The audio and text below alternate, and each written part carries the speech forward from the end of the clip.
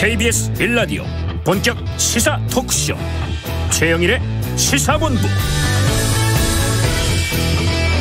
안녕하십니까. 최영일의 시사본부 시작합니다. 자, 어제가요 576도를 맞은 한글날이었습니다. 오늘이 대체 휴무죠. 그래서 시를 하나 읽어드리려고 합니다. 생각의 사이, 김광규.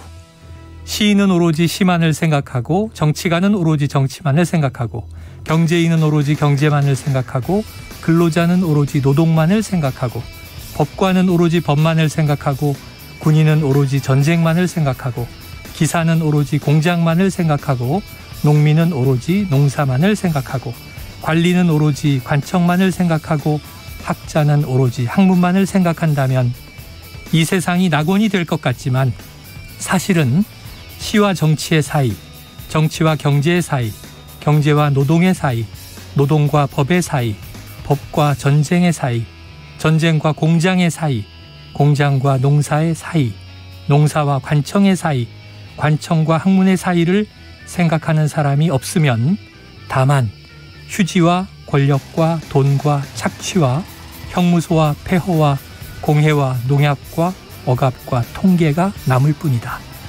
자, 시는 이렇게 뉴스와 이슈를 우리가 연결해서 사유해야 하는 시사의 이유를 말해줍니다. 최영일의 시사본부 출발합니다.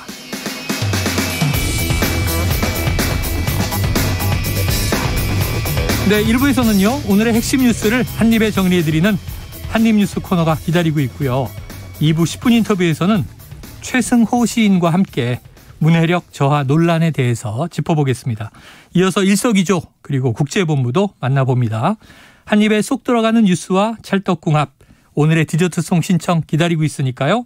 오늘 주스에 어울리는 노래가 있으면 문자 샵 9730으로 자유롭게 보내주시기 바랍니다. 자, 오늘의 디저트송 선정되신 청취자께는요 치킨 쿠폰 보내드리고 있습니다. 많은 참여 부탁드리면서 짧은 문자 50원, 긴 문자 100원입니다. 최영일의 시사본부 한입뉴스. 네, 오늘의 핵심 뉴스를 한입에 정리해드립니다. 한입뉴스 박정호 오마이뉴스 기자, 헬마우스 임경빈 작가 나오셨습니다. 어서 오세요. 안녕하세요. 야, 지난주 월요일도 휴무였는데. 네. 개천절에도 나오시고, 네. 한글날 대체휴일에도 나오시고. 자, 한글 좀 많이 읽으셨어요? 한글이요? 네. 네. 아니 뭐 한글을 계속 쓰고 있으니까 저희가. 네, 말과 글로. 그렇습니다. 당연한 거죠. 쓰고 있고 뭐 어제 특별히 저희 딸아이한테 한글을 더 가르치면서 숫자 좀 알려주고 그랬는데요. 한글날을 맞아서 더 우리의 말이 중요하다는 걸 다시 한번 알려드리려고 했는데 제 딸이 또 요즘엔 또 영어에도 관심이 있어가지고 네. 영어를 쓰려고 해서요. 네. 좀 난감했었습니다. 아, 그래요. 저는 어제 이제 주말 한 프로그램에서 뉴스 브리핑을 하는데 오늘은 한번 한글로만, 그러니까 외래어를 쓰지 않고 브리핑을 해보자라고 하는데 뉴스 브리핑부터 벌써 걸리더라고요. 그렇죠. 둘 다. 그러니까요.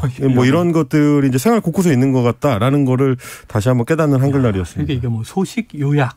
전 지금도 걸렸어요. 헬마우스 임경빈 작가. 네. 지옥의 입 임경빈 작가라고 해야 되는 거 아닌가? 그러니까요. 네. 그래서 우리가 한글을 또 이렇게 무의식적으로 쓰면 외래어, 외국어가 막 섞여 있는데 의식을 좀 하면 그래도 조금 더 순수한 우리말에 접근할 수 있지 않을까 생각을 합니다.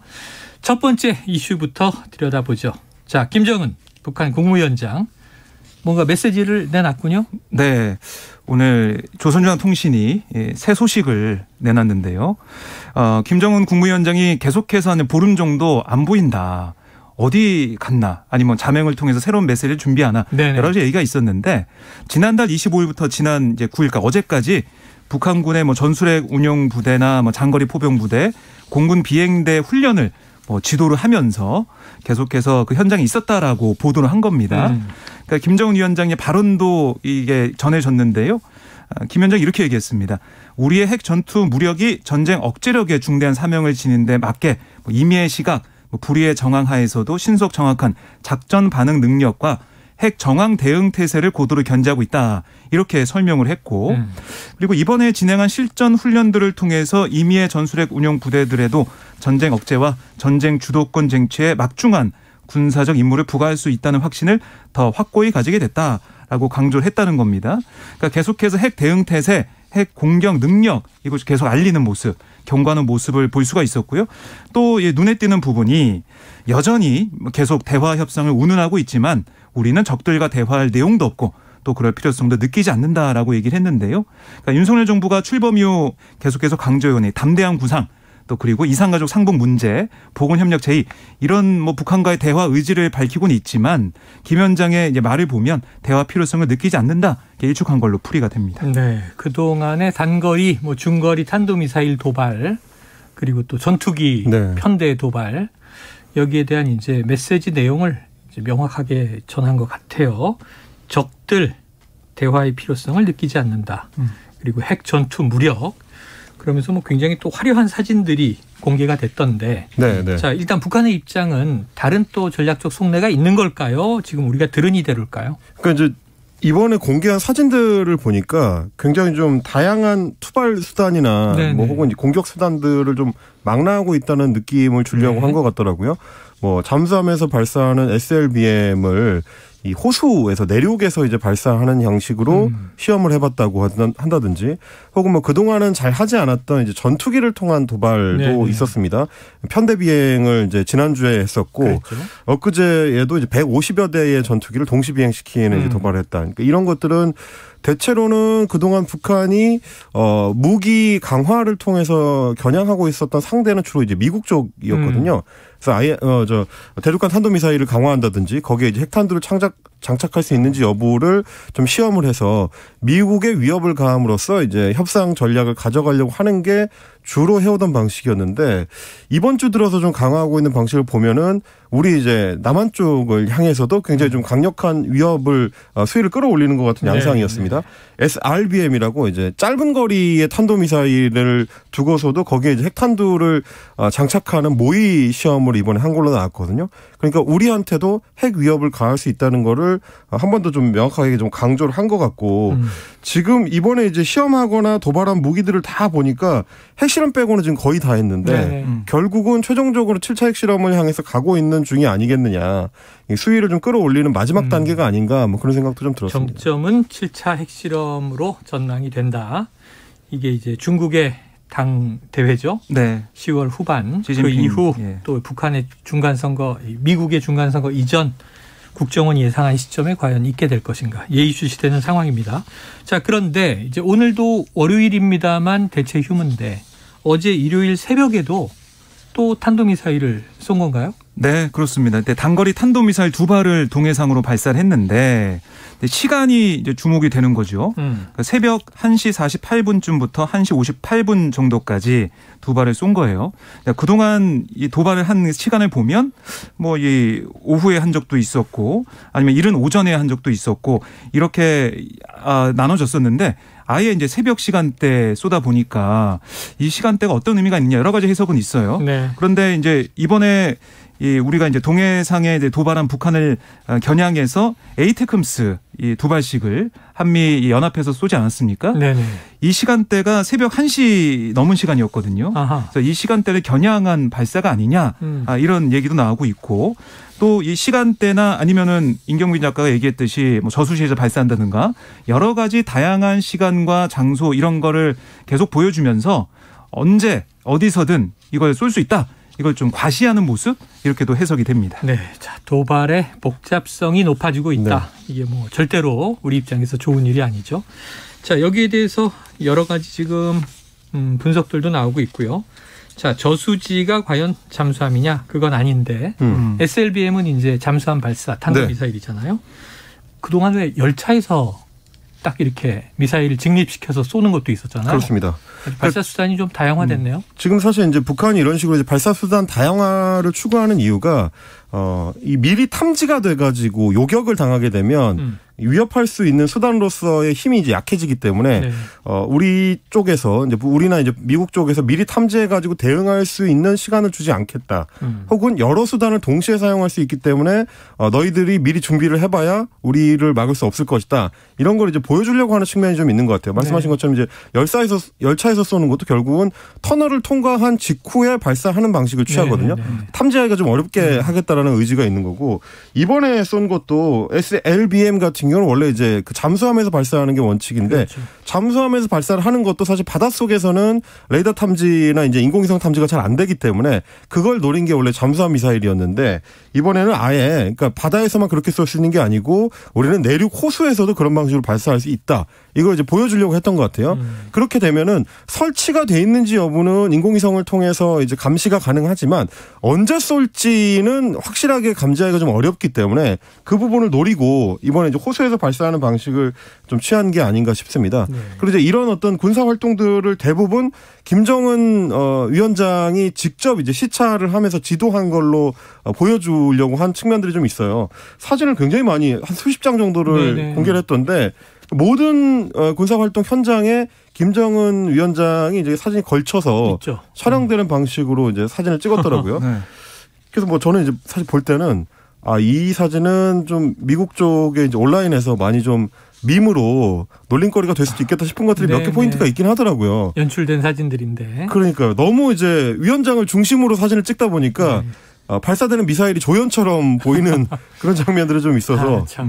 그러니까 그만큼 지금 이제 김정은 위원장이 군사적 대결에 이제 수위를 끌어올리는 쪽에 초점을 많이 맞추고 있다라는 걸로 볼 수 있는 이런 배경이었던 그래서 그동안은 뭐 시찰하시었다 그러면서 망원경 들고 발사를 본다든가 뭐 지시를 내린다든가 사인을 한다든가 이런 거였는데 이번엔 저 멀리 평야에서 로켓이 발사되고 있는데 미사일이죠.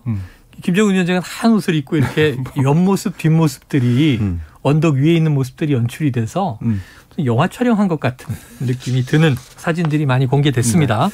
자, 북한의 주장은 이렇습니다. 이 저수지 수중 발사장에서 전술 핵탐두 탑재를 모의한 탄도미사일 발사 훈련이 진행됐다.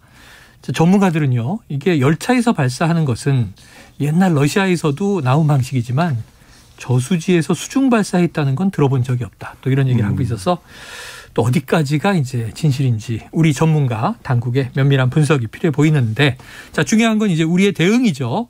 자, 그럼 한미동맹 다시 강조될 수밖에 없고 지금 정부 쪽의 입장 나왔습니까? 네, 윤석열 대통령이 입장을 내놨는데요. 이제 계속된 북한의 도발에 대해서 이제 북한 핵미사일 위협 여기에 한미동맹은 물론 한미일 3자 안보 협력을 더 강화해 나가겠다라고 언급을 했다는 거예요. 김은혜 홍보수석이 어제 전했는데 그러니까 한미동맹에 대한 행동하는 동맹으로 진화시키는 그런 내용 또 이걸 기반으로 해서 한미일 3자 안보 협력에도 속도를 붙이겠다 이렇게 해석이 됩니다. 이제 강한 경고를 내서 이제 도발 의지를 억제하겠다 이런 취지를 좀 보이고 있는데요.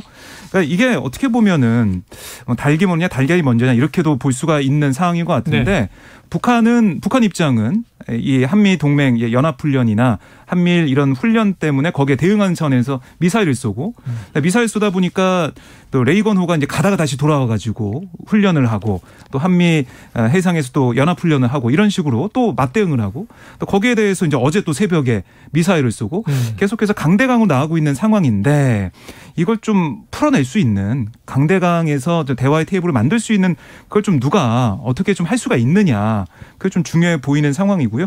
이게 메시지가 지금 나오는 걸 보면 계속 강대강 대치가 반복될 수밖에 없기 때문에 또 핵 실험까지 있게 된다면은 계속해서 이 긴장 국면이 지속되기 때문에 이걸 누가 좀 매듭을 풀 수 있냐 여기에 대한 관심도 좀 높아지고 있습니다. 네. 그리고 이제 또 하나 좀 전문가들이 지적하는 것 중에 하나가 지금 북한이 이제 도발 수위나 군사적 대결 양상을 좀 끌어올리는 기회를 틈타서 어떻게 보면 일본 입장에서는 국내 정치가 상당히 어려운 상황에서 이제 대외적 변수로 눈길을 돌릴 수 있도록 이제 북한 이슈에 더 집중하는 측면이 있는데요. 그러다 보니까 우리가 이제 한미일 3자 협력을 강화하자라고 주장하는 게 결국은 일본 입장에서는 굉장히 좀 유리한 동아시아 전국을 끌어가는 데 있어서 유리한 어떤 고리가 될 수 있지만 우리는 그러면 그걸 통해서 일본한테서 뭘 얻어낼 수 있을 것이냐. 이 부분에 대해서는 지금 충분히 고민이 된 건지 좀 의문을 가지시는 분들이 많이 있더라고요.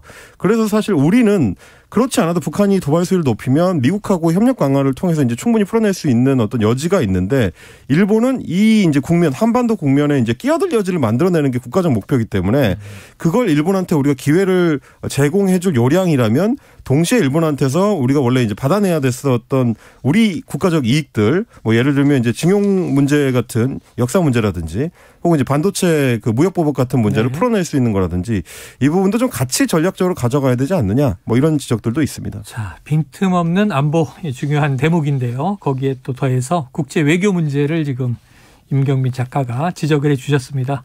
우리가 또 중장기적인 포석도 함께 놓아나가야 되겠죠. 핵심적인 것은 결국은 아까 말씀하셨듯이 도발의 유형이 조금 국지전을 또 염두에 둔 것 같은 다양한 이제 유형으로 좀 복잡화되고 있다 이런 얘기를 했는데 기존에는 그냥 직진이었잖아요. 핵실험 계속하고 ICBM의 이제 어떤 성능을 계속 개선하고 그랬는데 이제 이때는 북미 관계가 중심이었어요. 그렇죠. 지금 미국 백악관도 여기에 대해서 입장을 냈군요. 네, 존 커비 미국 백악관 국가안전보장회의 전략소통조정관이 미국 그 방송에 출연해서 어떤 얘기를 했냐면 위협 상황이 발생한다면 한미일 3국은 우리의 안보를 방어할 수 있는 자산을 배치하고 있다는 점을 분명히 할 거다. 뭐 경고성 메시지를 내놨고요. 그러면서 한반도에 검증 가능하고 완전한 비핵화를 보고 싶다.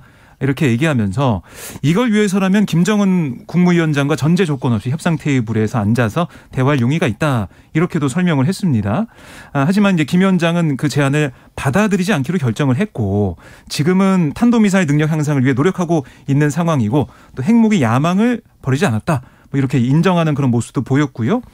결국에는 지금까지 미국의 대북 정책이 성과가 없었고 또 바이든 행정부가 다른 해결책을 찾고 있는 게 있냐 뭐 이런 지적에 대해서 커비 조정관은 한미일 3국 협력을 강화하면서 외교적 해법을 추구하겠다 이렇게 얘기를 했는데 뭐 그동안 입장을 계속 이제 반복하는 수준이다라고 볼 수가 있는 것 같아요.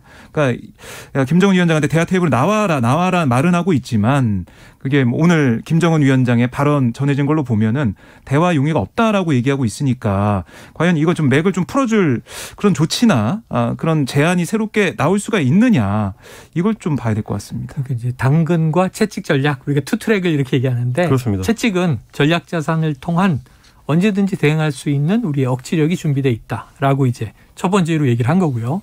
두 번째는 이제 대화의 문은 열려 있다는데 대화의 문으로 유인하기 위한 당근은 무엇인가? 이게 지금 문제인 것 같아요. 그래요. 북한은 적들과 대화할 필요를 느끼지 못한다. 자, 어떻게 여기서 물꼬가 좀 트일지 아니면은 긴장 고조가 아까 말씀하신 강대강 국면에서 계속 높아져 갈 것이다. 이런 우려가 커지고 있습니다. 근데 이제 계속 좀 제가 걱정이 되는 거는 그 부분인데요. 지금 이제 백악관에서도 입장을 밝힐 때 한미일 3국 협력을 강화해 나가면서 이 문제를 풀어가겠다라는 점을 강조를 한 건데 몇 년 전만 하더라도 어쨌든 한반도 상황에 주요 주도권 내지는 뭐 조정자 역할을 이제 우리 정부가 하는 모양새를 가지고 있었는데 급격하게 몇 달 사이에 한미일 3국으로 이제 어떻게 보면 좀 프레임이 전환되는 것 같은 느낌을 받습니다. 그리고 미국도 그걸 요청하고 있고 일본도 굉장히 적극적으로 그 얘기를 하고 있고요. 그러면 이제 우리의 입장은 뭐고 우리가 여기서 어떻게 키를 잃지 않고 계속 가지고 갈 수 있을 것인지를 좀 고민할 필요는 있어 보입니다. 오늘 아침에 이제 박지원 전 국정원장 뭐 대북 문제에 있어서는 이제 가장 전문가 중에 한 명이죠.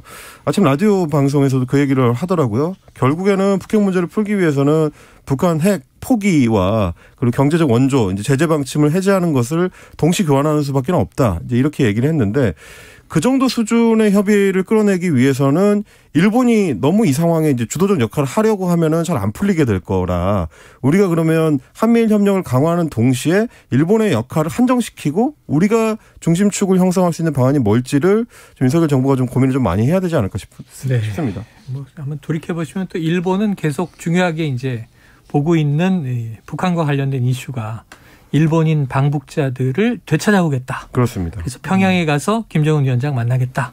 이런 얘기를 이제 역대 일본 총리들이 하잖아요. 이런 이슈가 또 끼어들었을 때 이 한미일 그리고 북의 관계가 어떻게 이제 우선순위가 정리될지도 중요해 보입니다. 자, 그런데 이런 와중에 이제 국내 정치로 돌아와 보면 이 안보 이슈는 이제 뭐 국감장 또 국내에서도 다뤄지고 있는데 지금 이른바 친일 국방에 대한 논란이 벌어져 있어요. 이거 어떻게 된 겁니까, 박 기자님? 네, 그러니까 이게 지난주에 이재명 대표의 발언 이후에 논란이 이제 불거져 있는 건데요. 그러니까 이재명 대표는 일본을 끌어들여서 한미일 합동 군사 훈련을 하면 일본 자위대를 정식 군대로 인정하는 것으로 해석될 수 있다. 네. 일본의 군사 대국화, 보통 국가를 떠받쳐 줄 수 있는 합동 훈련에 대해서 정부가 명백히 사과하고 다시는 이런 한미일 군사 훈련 안 한다고 약속해야 된다. 이렇게 지적을 했습니다. 그래서 이른바 이게 이제 극단적 친일 행위다라고 비판을 한 그런 모습을 보였는데요. 그랬더니 국민의힘은 여기서 이건 뭐 반일몰이 하는 거 아니냐. 또 반미 투쟁해서부터 뭐 친북이란 단어까지 나오고 있는 거예요. 국민의힘의 논평을 한번 쭉 보면 국민 생명과 한반도 평화를 지키기 위한 국방에 대해서도 반일 감정을 자극해서 죽창가를 선동하는 이재명 대표의 발언에 어떤 국민도 공감할 수 없다라고 주장을 했고, 또 이제 이 대표가 설진한 친일몰이 하면서 그렇게 하면 할수록 국민들께 자신의 극단적인 무지만 드러날 뿐이다. 자신의 사법 리스크를 덮기 위해 국위까지 외면하는 친일몰이 즉각 중단하라, 이렇게 또 촉구를 하기도 했고, 정진석 비상대책위원장도 페이스북에 어떤 걸 남겼냐면 친일 국방은 이 죽창가의 변주곡이자 반미 투쟁으로 가는 전주곡이다. 한미일 안보협력의 약한 고리인 일본을 먼저 치고 그 다음으로 한미동맹을 파탄내겠다는 속내다, 이렇게 또 비난을 했습니다. 네, 자, 친일 비판이 또 이제 한미동맹을 파탄내기 위한 것이다. 지금 양쪽 다 지금 상당히 좀 고조되어 있는 것 같아요. 이거 어떻게 좀 정리해야 될까요? 유불리가 있습니까? 이게 사실 뭐 지난 주말을 거치면서 국민의힘 쪽에서 그 발언 수위를 계속 좀 끌어올리고 있거든요. 비대위원장까지 이제 직접 참전을 해가지고 발언의 어떤 폭발력을 좀 키우고 있는 양상인데. 그런데 이제 처음에 비판은 이재명 민주당 대표가 먼저 최근에 이제 한미일 공조 관련해서 그게 이제 지난 7일이니까 벌써 3일 전이에요. 이제 연합훈련이 있었던 것을 비판했는데. 여기에 대해서 지금 여당의 반격이 더 거세지는 것 같아요. 그렇습니다. 뭐 조금 전에 박정우 기자님 전해주신 것처럼 뭐 정진석 비대위원장은 물론이고요. 나경원 의원이라든지 뭐 나경원 전 의원이나 뭐 김기현 의원이나 이런 당권 주자들이 이제 직접적으로 언급을 좀 강하게 하기 시작하면서 대치 양상이 좀 커지고 있는 것 같은데, 이게 국민의힘 입장에서는 국정감사의 전체적인 어떤 논란의 틀을 좀 바꿀 수 있는 계기라고 보는 것 같아요. 사실은 그 전까지만 하더라도 지난번 이제 이 순방 일정 때 있었던 소위 외교 참사 논란에 초점이 맞춰지면서 이게 국감 초반에 뭐 이렇게 공격 포인트로 야당에는 작동을 했었는데, 이번에 이제 친일 발언을 이제 고리로 해가지고 역반전을 이제 시도하는 게 아닌가라는 생각이 들고요. 다만 이제 이재명 대표의 발언이든 정진석 비대위원장의 발언이든 둘 다 이게 좀 생산적이지 못한 방식으로 이제 문제제기가 좀 이루어지고 있다라는 느낌은 좀 받습니다. 이걸 단순히 이제 친일 대 반일의 어떤 프레임으로 가져가거나 아니면 그걸 더 확장시켜가지고 뭐 친북 반북 뭐 이런 식으로 가져가는 게 아주 이제 이념으로 또 다시 돌아가는 상황이죠. 그렇습니다. 현상을 사실 정확하게 진단하는 것도 아닐 뿐더러 이게 이제 오히려 더 이제 비생산적인 논란으로 이제 국감장을 좀 이렇게 몰아가는 게 될 수 있거든요. 이 부분은 좀 이게 명확하게 좀 가져갈 필요가 있는 게, 제가 아까 지적했던 것처럼 한미일 안보 협력을 하는 것까지는 그렇다 치는데 그 과정에서 우리가 한반도 상황에 대한 어떤 지렛대를 추구할 거냐, 이 부분을 고민을 해야 되는 거지. 독도 인근에서 이제 같이 훈련을 했으니까 이거는 친일적이다. 그러니까 이렇게까지 논란이 가버리면 엉뚱한 논란이 돼요. 그러니까 자위대를 인정하는지 여부를 한국군이 미국과 함께 뭐 인증해주는 셈이다, 이런 비판은 충분히 가능하지만 그렇다고 해서 우리 정부가 친일적 정부냐, 이거는 좀 약간 비약이 좀 있는 것 같고, 반대급부는 조금 더 심한 비약으로 갑니다. 그러니까 일본에 대해서 우리가 군사협력을 강화하려고 하는 거를 반대하면 그러면 반미까지 하는 거다라는 게 정진석 위원장의 이제 주장이라서, 사실 계속 이제 주장을 극단적으로만 끌고 가면 이게 합치점이 안 만들어지고 협의할 수 있는 요소가 없어지는 거라서, 이거는 서로 좀 이렇게 발언을 좀 수위를 조절할 필요가 있지 않을까 싶습니다. 그래서 이게 정쟁의 차원으로 지금 말씀하신 바로 그대로죠. 너무 크게 던지면 이게 그 안에 모든 게 다 휩쓸려 버려요. 그래서 일본의 자위대를 우리 대한민국은 그럼 어디까지 인정하고 어디까지가 협력의 선이냐, 이 기준 잘 정해야 되고요. 정책적인 측면이죠. 그리고 또 이제 일본에게 우리가 물어야 할 것이 있죠. 독도는 과연 누구의 땅이냐. 여기에 대해서 일본은 지속적으로 역사 왜곡을 해오고 있기 때문에 이 문제를 일본과 그럼 대화를 해서 어떻게 우리가 결판을 낼 건지, 이런 것들도 우리가 정책적으로 국내 여야가 머리를 맞대서 좀 해안을 내주시길 바랍니다. 자, 뭐 이 윤석열 대통령 기시다 총리에게 이 한일 간의 기업 교류 계속 이제 역설하면서 비즈니스 기회를 언급했다는 얘기가 있습니다. 과연 아까 언급하신 뭐 반도체 관련 소부장이죠, 소재 부품 장비, 이 수출 규제가 풀릴까, 이건 지켜보도록 하고요. 자, 지금 휴일이지만 점심시간 교통 상황 알아보고 이야기를 이어가도록 하겠습니다. 교통정보센터의 유하영 리포터 나와주세요. 네, 이 시각 교통정보입니다. 서울 시내에서는 대규모 집회를 하고 있습니다. 세종대로 숭례문 방향, 세종대로 사거리에서 대한문 구간이 전면 통제되고 있고요.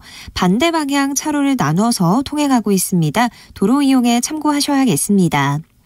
고속도로는 귀경 정체가 늘고 있는데요. 서해안고속도로 서울 방향 당진부터 밀리기 시작해 서해대교까지 답답합니다. 한 번에 20km 가까이 밀리고요. 경부고속도로 서울 쪽으론 충청권 통과하기가 버겁습니다. 옥산에서 청주 휴게소까지 긴 구간 정체입니다. 영동고속도로 인천 쪽으론 총 40km 막히는데요. 오후 1시에 강릉에서 출발하신다면 서울까지 4시간 20분 정도 걸리겠습니다. KBS 교통정보센터였습니다.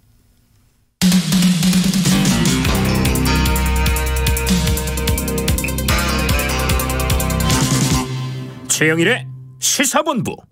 네, 지금 이제 안보 위기 상황에서 지금 이야기됐던 이른바 친일 반일 논란에 대한 여야의 또 공방을 전해드렸고요. 자, 여당 안으로 좀 깊숙이 들어가 보죠. 왜냐하면 지난주에 이게 큰 이슈였는데 너무 무슨 뉴스가 많아서 좀 묻혔어요. 이준석 전 대표의 완패. 하나는 가처분이 이제 기각이 되면서 정진석 비대위가 직무집행 효력이 인정이 됐고, 또 하나는 그날 밤에 이제 윤리위가 열려서 네. 당원권 정지 1년을 추가로 징계를 하지 않았습니까? 그래서 완패했다. 이제 전당대회는 물론이고 이제 총선도 어려워졌다. 이런 얘기도 나오는데, 그럼 먼저 임 작가님. 네. 이 국민의힘 전당대회 언제 엽니까? 전당대회 시기를 두고도 좀 말이 많은 것 같더라고요.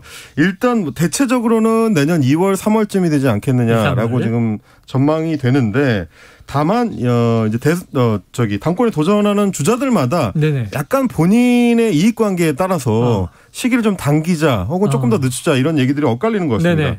김기현 의원 같은 경우는 당내에서 아무래도 이제 안철수 의원, 경쟁자인 안철수 의원에 비해서는 당내 입지가 좀 더 단단하다 보니까 최대한 좀 당겨서 하고 싶어 합니다. 그래서 오늘도 엊그제 이제 CBS 라디오에 출연했을 때도 현실적으로 12월까지도 가능하다.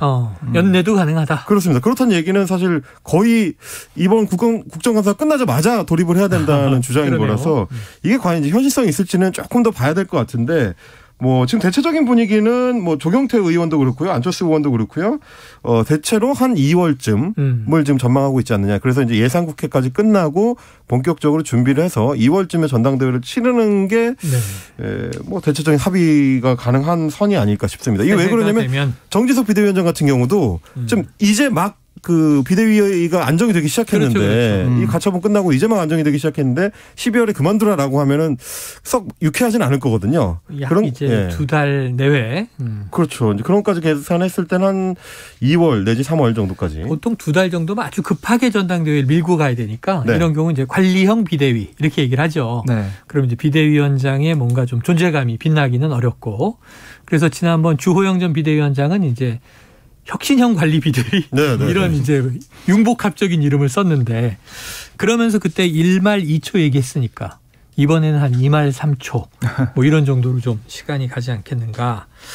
자, 그런데 박 기자님, 그러면 이준석 전 대표는 뭐 전당대회는 물론이고 차기 총선도 완전히 사실상 물 건너간 걸로 봐야 할까요? 그렇게 봐야 될 것 같은데, 물론 이제 당내 일각에서는 이게 내후년, 2024년 1월 이제 8일에 끝나고 1월 9일에 들어오면 물론 그게 촉박합니다.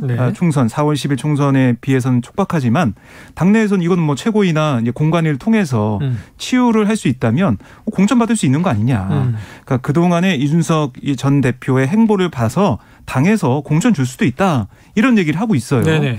그런데 현실적으로 좀 돌이켜 보면 과연 공천을 받을 수 있을까라는 얘기가 계속 나올 수밖에 없거든요. 왜냐하면 이 증거인멸 교사 이제 관련 이런 부분에서 당 대표의 이제 그런 품위 유지 위반 뭐 이런 걸로 해서 맨 처음에 징계를 받았다가 그 다음에 발언에 있어서 뭐 양도구용 이런 발언들, 그리고 거기다가 가처분 신청했다는 그 이유로 해서 추가 징계 1년 받았지 않았습니까? 근데 이거는 당내에서도 너무 나간 거 아니냐? 이건 거의 이 전 대표의 정치 인생에 타격을 주기 위한 그런 추가 징계 아니, 이런 비판이 나오고 있어요. 그런 흐름을 본다면 과연 공천을 줄 것이냐. 그런 거의 희망 고문 사안이 아니겠느냐. 공천 받을 가능성은 거의 희박하다. 이런 얘기가 또 많이 나오고 있거든요. 자, 뭐 그때 가봐야 알겠지만 네. 현실적으로 보면은 공천 받기는 쉽지 않을 거다. 국민의힘에서. 이게 이제 1년 반 남았잖아요. 근데 노원이 지금 지역구인데 그렇죠. 그 지역구가 그 기간 동안에 그냥 비어 있으면 모르겠는데 그럴 리가 없거든요. 그러면 지금 당원권 정지가 됐기 때문에 당협위원장으로 활동을 할 수가 없습니다. 네네. 그럼 새 당협위원장, 사고 지역구가 돼가지고 새 네. 당협위원장이 들어오게 될 그렇겠죠. 거고, 그러면 1년 반 동안 지역구에서 털을 닦은 새 당협위원장이 이준석 대표가 거기 복귀해가지고 공천 받는 거를 그냥 두고 볼 리가 없습니다. 그러니까 이제 지형상으로도 당협위를 이제 장악하고 있을 새 당협위원장이 상당히 유리한 곳에 일단 서게 될 거고. 네.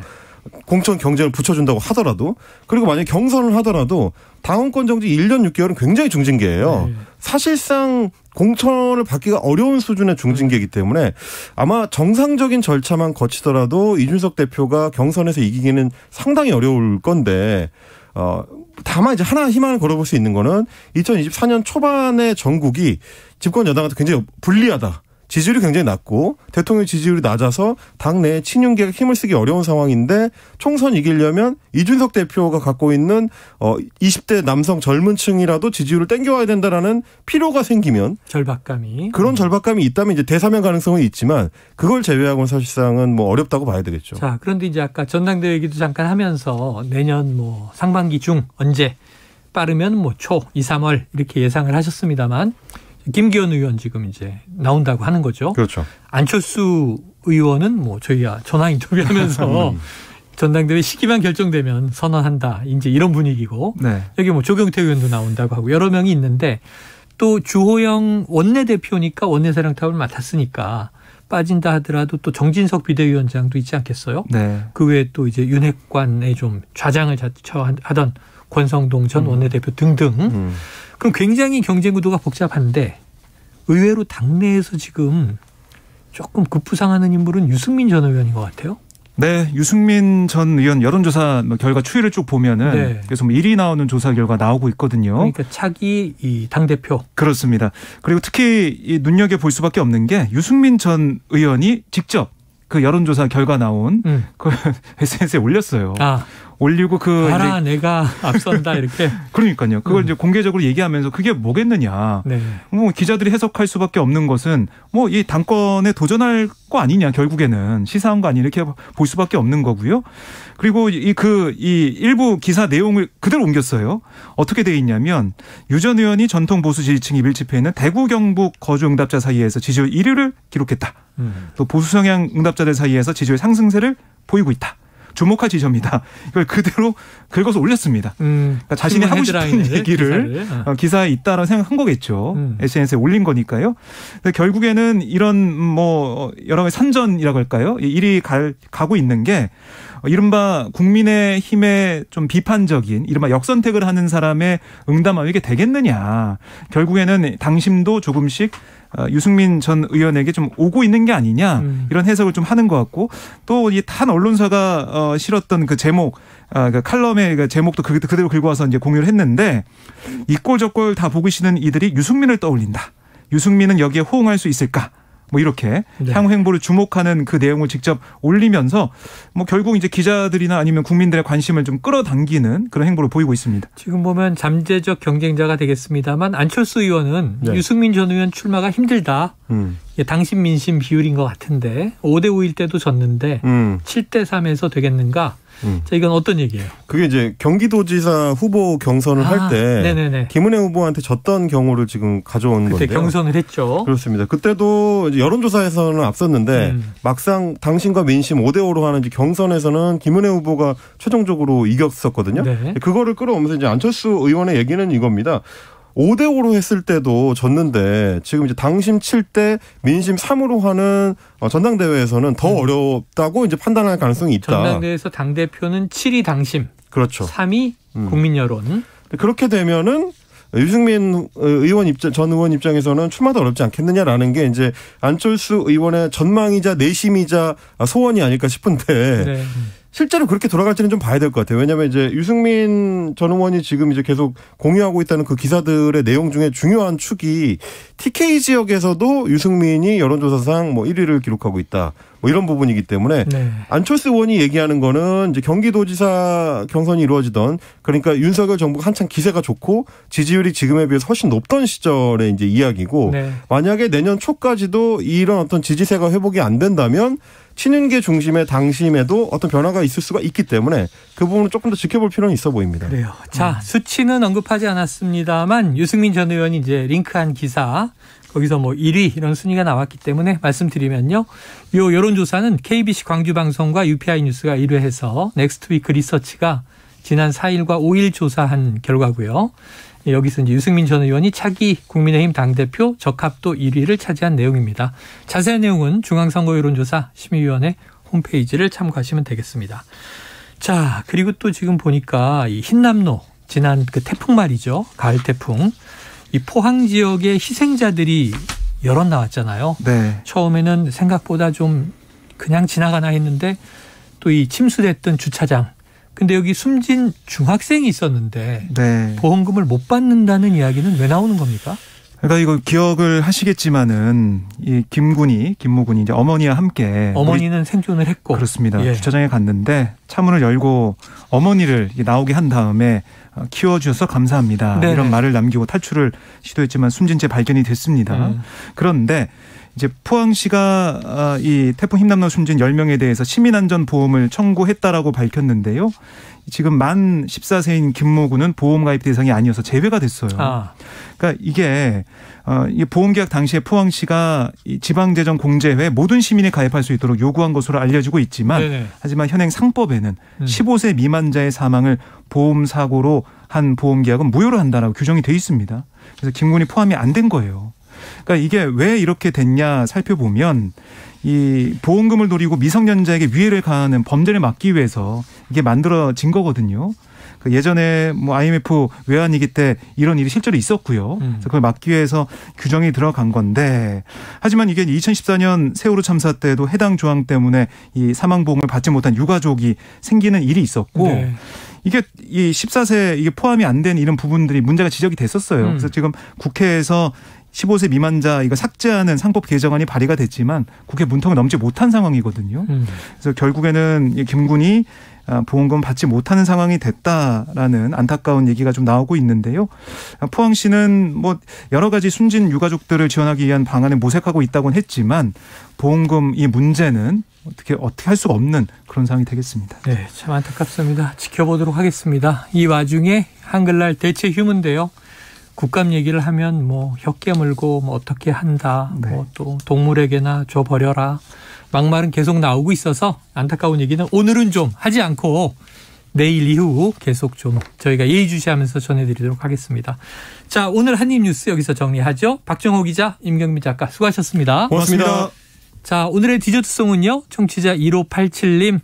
날씨가 갑자기 춥네요. 최영일의 시사본부 애청자입니다. 감사드리고요.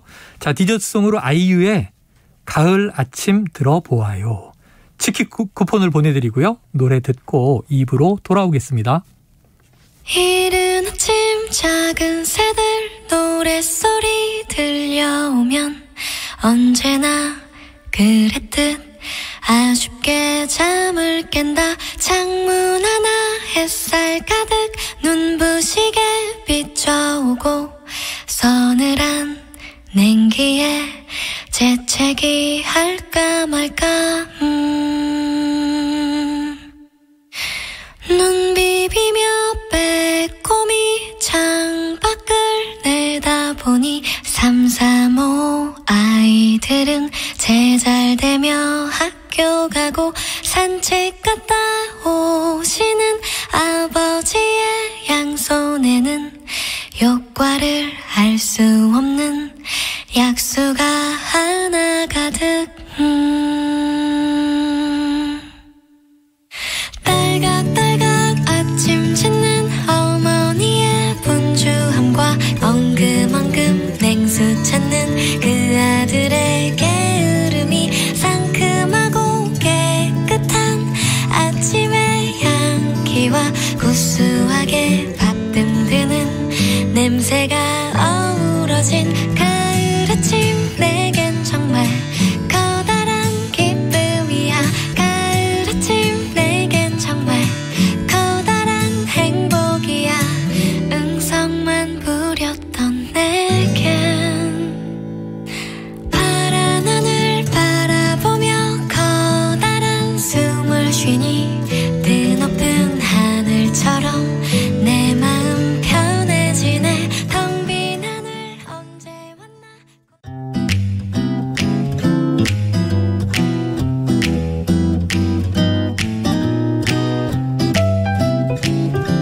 안녕하세요. 바른말 고운말입니다. 언제부턴가 우리 사회에 가짜 뉴스라는 단어가 등장했습니다. 사실과 다른 이야기로 가짜 뉴스를 만들어내는 일, 그래서 국민이 올바르게 판단하지 못하도록 하는 행태는 반드시 없어져야겠습니다. 그렇다면 국민 여론을 잘못된 방향으로 이끈다고 할 때 국민 여론을 오도하다와 호도하다 중에서 맞는 표현은 어느 것일까요? 이 경우에는 국민 여론을 오도하다가 맞습니다. 오도는 그릇할 오자와 이끌 도자로 이루어진 표현으로 그릇된 길로 이끌다를 뜻합니다. 조작된 보도는 역사적 진실을 오도한다. 지나친 과대 광고는 소비 풍조를 오도할 수가 있다. 이렇게 표현합니다. 그런데 앞에 예로 보여드린 것처럼 국민 여론을 호도하다라고 표현하는 경우도 적지 않게 볼 수 있습니다. 호도하다에서 호도는 풀호자에 진흙도자로 이루어진 말인데요. 한자 뜻처럼 풀을 바른다는 뜻에서 나온 말입니다. 명확하게 결말을 내지 않고 일시적으로 감추거나 흐지부지 덮어버리는 것을 비유적으로 이르는 것이죠. 현실을 호도하다, 사건의 본질을 호도하다처럼 표현할 수 있습니다. 오도하다와 호도하다를 뒤섞어서 잘못 사용하는 경우가 생기지 않도록 정확하게 구별해서 사용해야겠습니다. 바른말 고운말 아나운서 변희영이었습니다.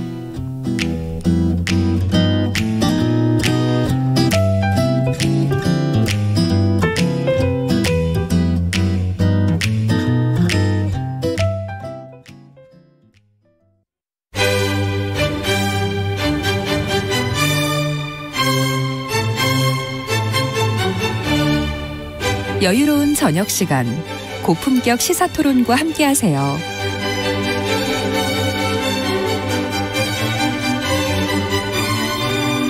평일 저녁 7시 20분 KBS 열린 토론 정준희 교수와 함께합니다.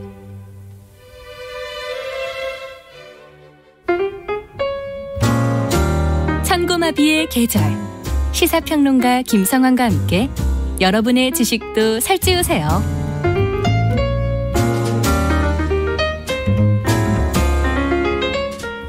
정치에 경제를 더하고 미술에 음악을 더하는 시간.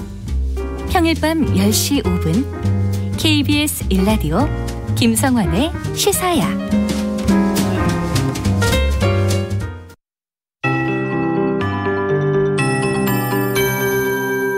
KBS 58분 날씨.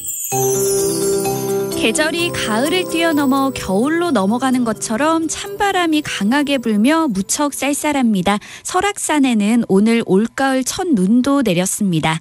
지금 전국이 대체로 흐린 가운데 일부 지역에 약한 비가 오고 있고 기온은 중부지방이 10도 안팎, 남부지방은 15도 안팎으로 예년 이맘때보다 3도에서 크게는 11도나 낮은 기온을 보이고 있습니다.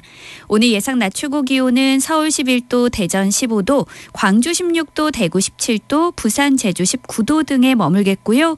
늦은 오후까지 전국 곳곳에 5mm 안팎의 비가 가끔 내리거나 빗방울이 떨어지겠습니다.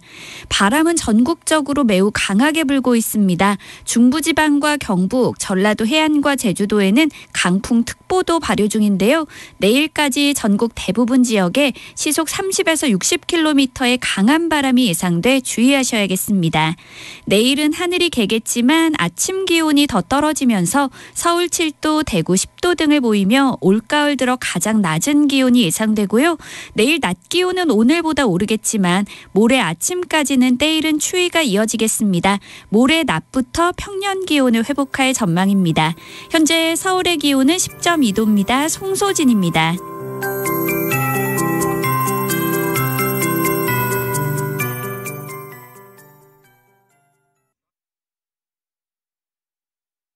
정성을 다하는 국민의 방송 KBS가 1시를 알려드립니다. AM 711kHz, FM 97.3MHz, KBS 1라디오입니다. HLKA.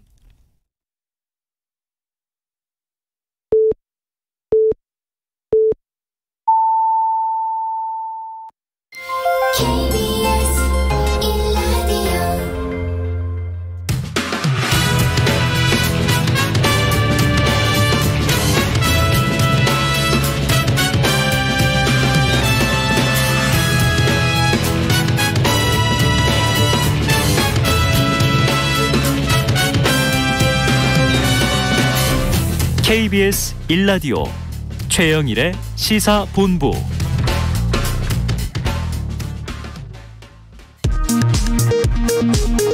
이 시각 라디오 정보센터 뉴스입니다.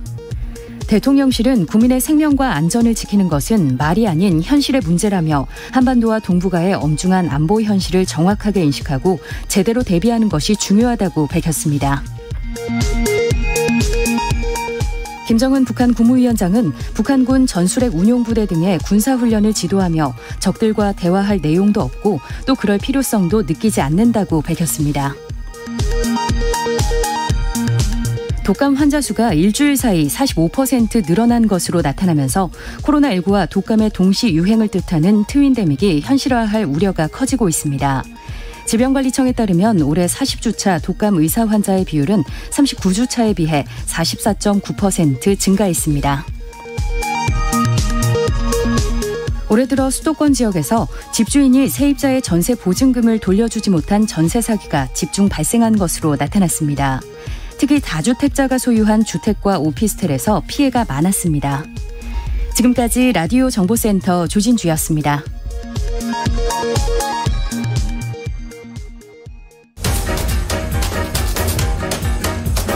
최영일의 시사본부 10분 인터뷰. 네, 화제 이슈를 콕 짚어보는 10분 인터뷰 시간입니다. 어제는 576도를 맞은 한글날이었죠. 비가 오는 궂은 날씨에도 한글날의 의미를 되새기는 행사가 전국 곳곳에서 열렸는데요. 하루 지나긴 했지만 시사본부에서도 한글날을 맞아서 특별한 분을 초대했습니다. 자, 굵직굵직한 시는 물론 또 아이들에게 말의 재미, 말의 맛을 느끼게 해주는 동시에 또 이 동시를 많이 내고 계신 최승호 시인과 관련된 이야기를 나눠보려고 합니다. 자, 최승호 시인님 어서 오십시오. 네, 안녕하세요. 네, 어우 너무 표정이 해맑으세요. 그래요? 네, 저희가 시사 정치만 하다가 네. 갑자기 제 마음이 맑아지는 느낌인데 네. 자, 오늘 청취자 여러분께요. 최승호 시인이 바로 어제 펴낸 한글 그림 동시집 물땡땡이들의 수업을 선물로 드리겠습니다. 책을 받고 싶으신 분은요. 주소와 이름을 짧은 문자 50원, 긴 문자 100원이 드는 샵 9730으로 보내주시면 모두 10분을 추첨해서 저희가 보내드리겠습니다. 자, 이 알파벳, 한자, 일본 히라가나 등 각 언어 글자가 문학작품에 미치는 영향이 있을 텐데요. 최 시인님께서는 한글이 지금까지 창작에 어떤 영향을 줬다고 느끼십니까? 그 한글이 이게 소리 글자잖아요. 네네. 그래서 그 뜻글자나 그림 문자 네. 그런 거하고 좀 다르게 소리를 잘 이렇게 표현해내고 그다음에 전달하는 그런 언어가 한글이에요. 네. 그래서 이제 우리말에 보면 의성어가 굉장히 잘 발달되어 있습니다. 네, 맞습니다. 예를 들면 맹꽁맹꽁 그러는 건 네. 맹꽁이가 어려운데 그 자기 이름이잖아요. 네. 자기 이름 부르면서 오는 겁니다. 맹꽁이가. 그러네요. 그 뻐꾸기도 뻐꾸기, 뜸부기, 따오기, 소쩍새, 부엉이 이런 게 다 자기 이름을 부르면서 우는 겁니다. 네, 네. 네? 매미도 그렇고 네. 귀뚜라미도 그렇고. 그래서 이제 그런 이 소리 글자이다 보니까 이제 시를 쓰면서 저는 의미보다는 이렇게 소리에 더 관심을 갖고 쓰는 것 같아요. 그래서 이제 언어라고 하는 것이 뜻도 있고 소리도 있고 문자의 이게 형태도 있지만 소리가 중요한 거는 어떤 시 안에 있는 음악성 때문에 그래요. 소리의 반복에서 이렇게 리듬이 생기거든요. 네네네. 그래서 이제 뭐 랩도 그렇고 랩의 그 어떤 뭐 라임이라든지 그렇고 이제 그런 것들도 소리하고 관련이 있는 거거든요. 그래서 저는 한글이 어떤 저한테 좀 영향이라고 하면 뭐 그냥 그 의미보다 이렇게 소리 글자이기 때문에 소리에 더 관심을 갖고 시를 쓰게 된 게 아닌가. 뭐 그게 영향이라면 영향이 아닐까 그렇게 생각을 합니다. 네. 소리도 우리가 들으면서 뭔가 감정을 또 자극을 하니까 말이죠. 네. 의미와 다르게. 자, 최근에 이 쌍둥이 자리 별에는 다른 시간이 흐른다. 제목이 긴데 이게 그림 길어요. 시집의 제목이고요. 또 이제 오늘 나눠드릴 물땡땡이들의 수업. 이 한글 그림 동시집을 출간을 하셨던데 소개말을 보니까요. 세종 임금님은 한글을 발명했다. 뒤늦게 나는 한글의 재미를 발견한다. 이렇게 쓰셨어요. 작품 활동 시작하신 지가 45년이 되셨다고 들었습니다. 네. 한글의 재미 어떤 발견이셨나요? 이제 어제 한글날이었잖아요. 네. 그래서 동대문 어떤 키즈 카페에서 이렇게 한글로 그림을 그리는 행사가 있었어요. 네네네. 이제 거기서 이제 저는 이제 사인도 뭐 이렇게 해주고 그랬는데 한 아이가 그러더라고요 저한테. 선생님은 왜 이렇게 미음을 잘 못 쓰세요? 그러더라고요. 미음을. 네. 제가 미음을 깍두기처럼 이렇게 반듯하게 안 쓰고 이렇게 흘려서 쓰니까 그게 애가 이상했나 봐요. 그러니까 한글을 미음을 못 쓴다고 내가. 사각형이 딱 나와야 되는데. 그래서 이게 저 미음이 뭐 이렇게 12자 같기도 하잖아요. 그렇죠. 쓰면은 그래서 야 이게 미음이 떠내려가는 것 같지 않니?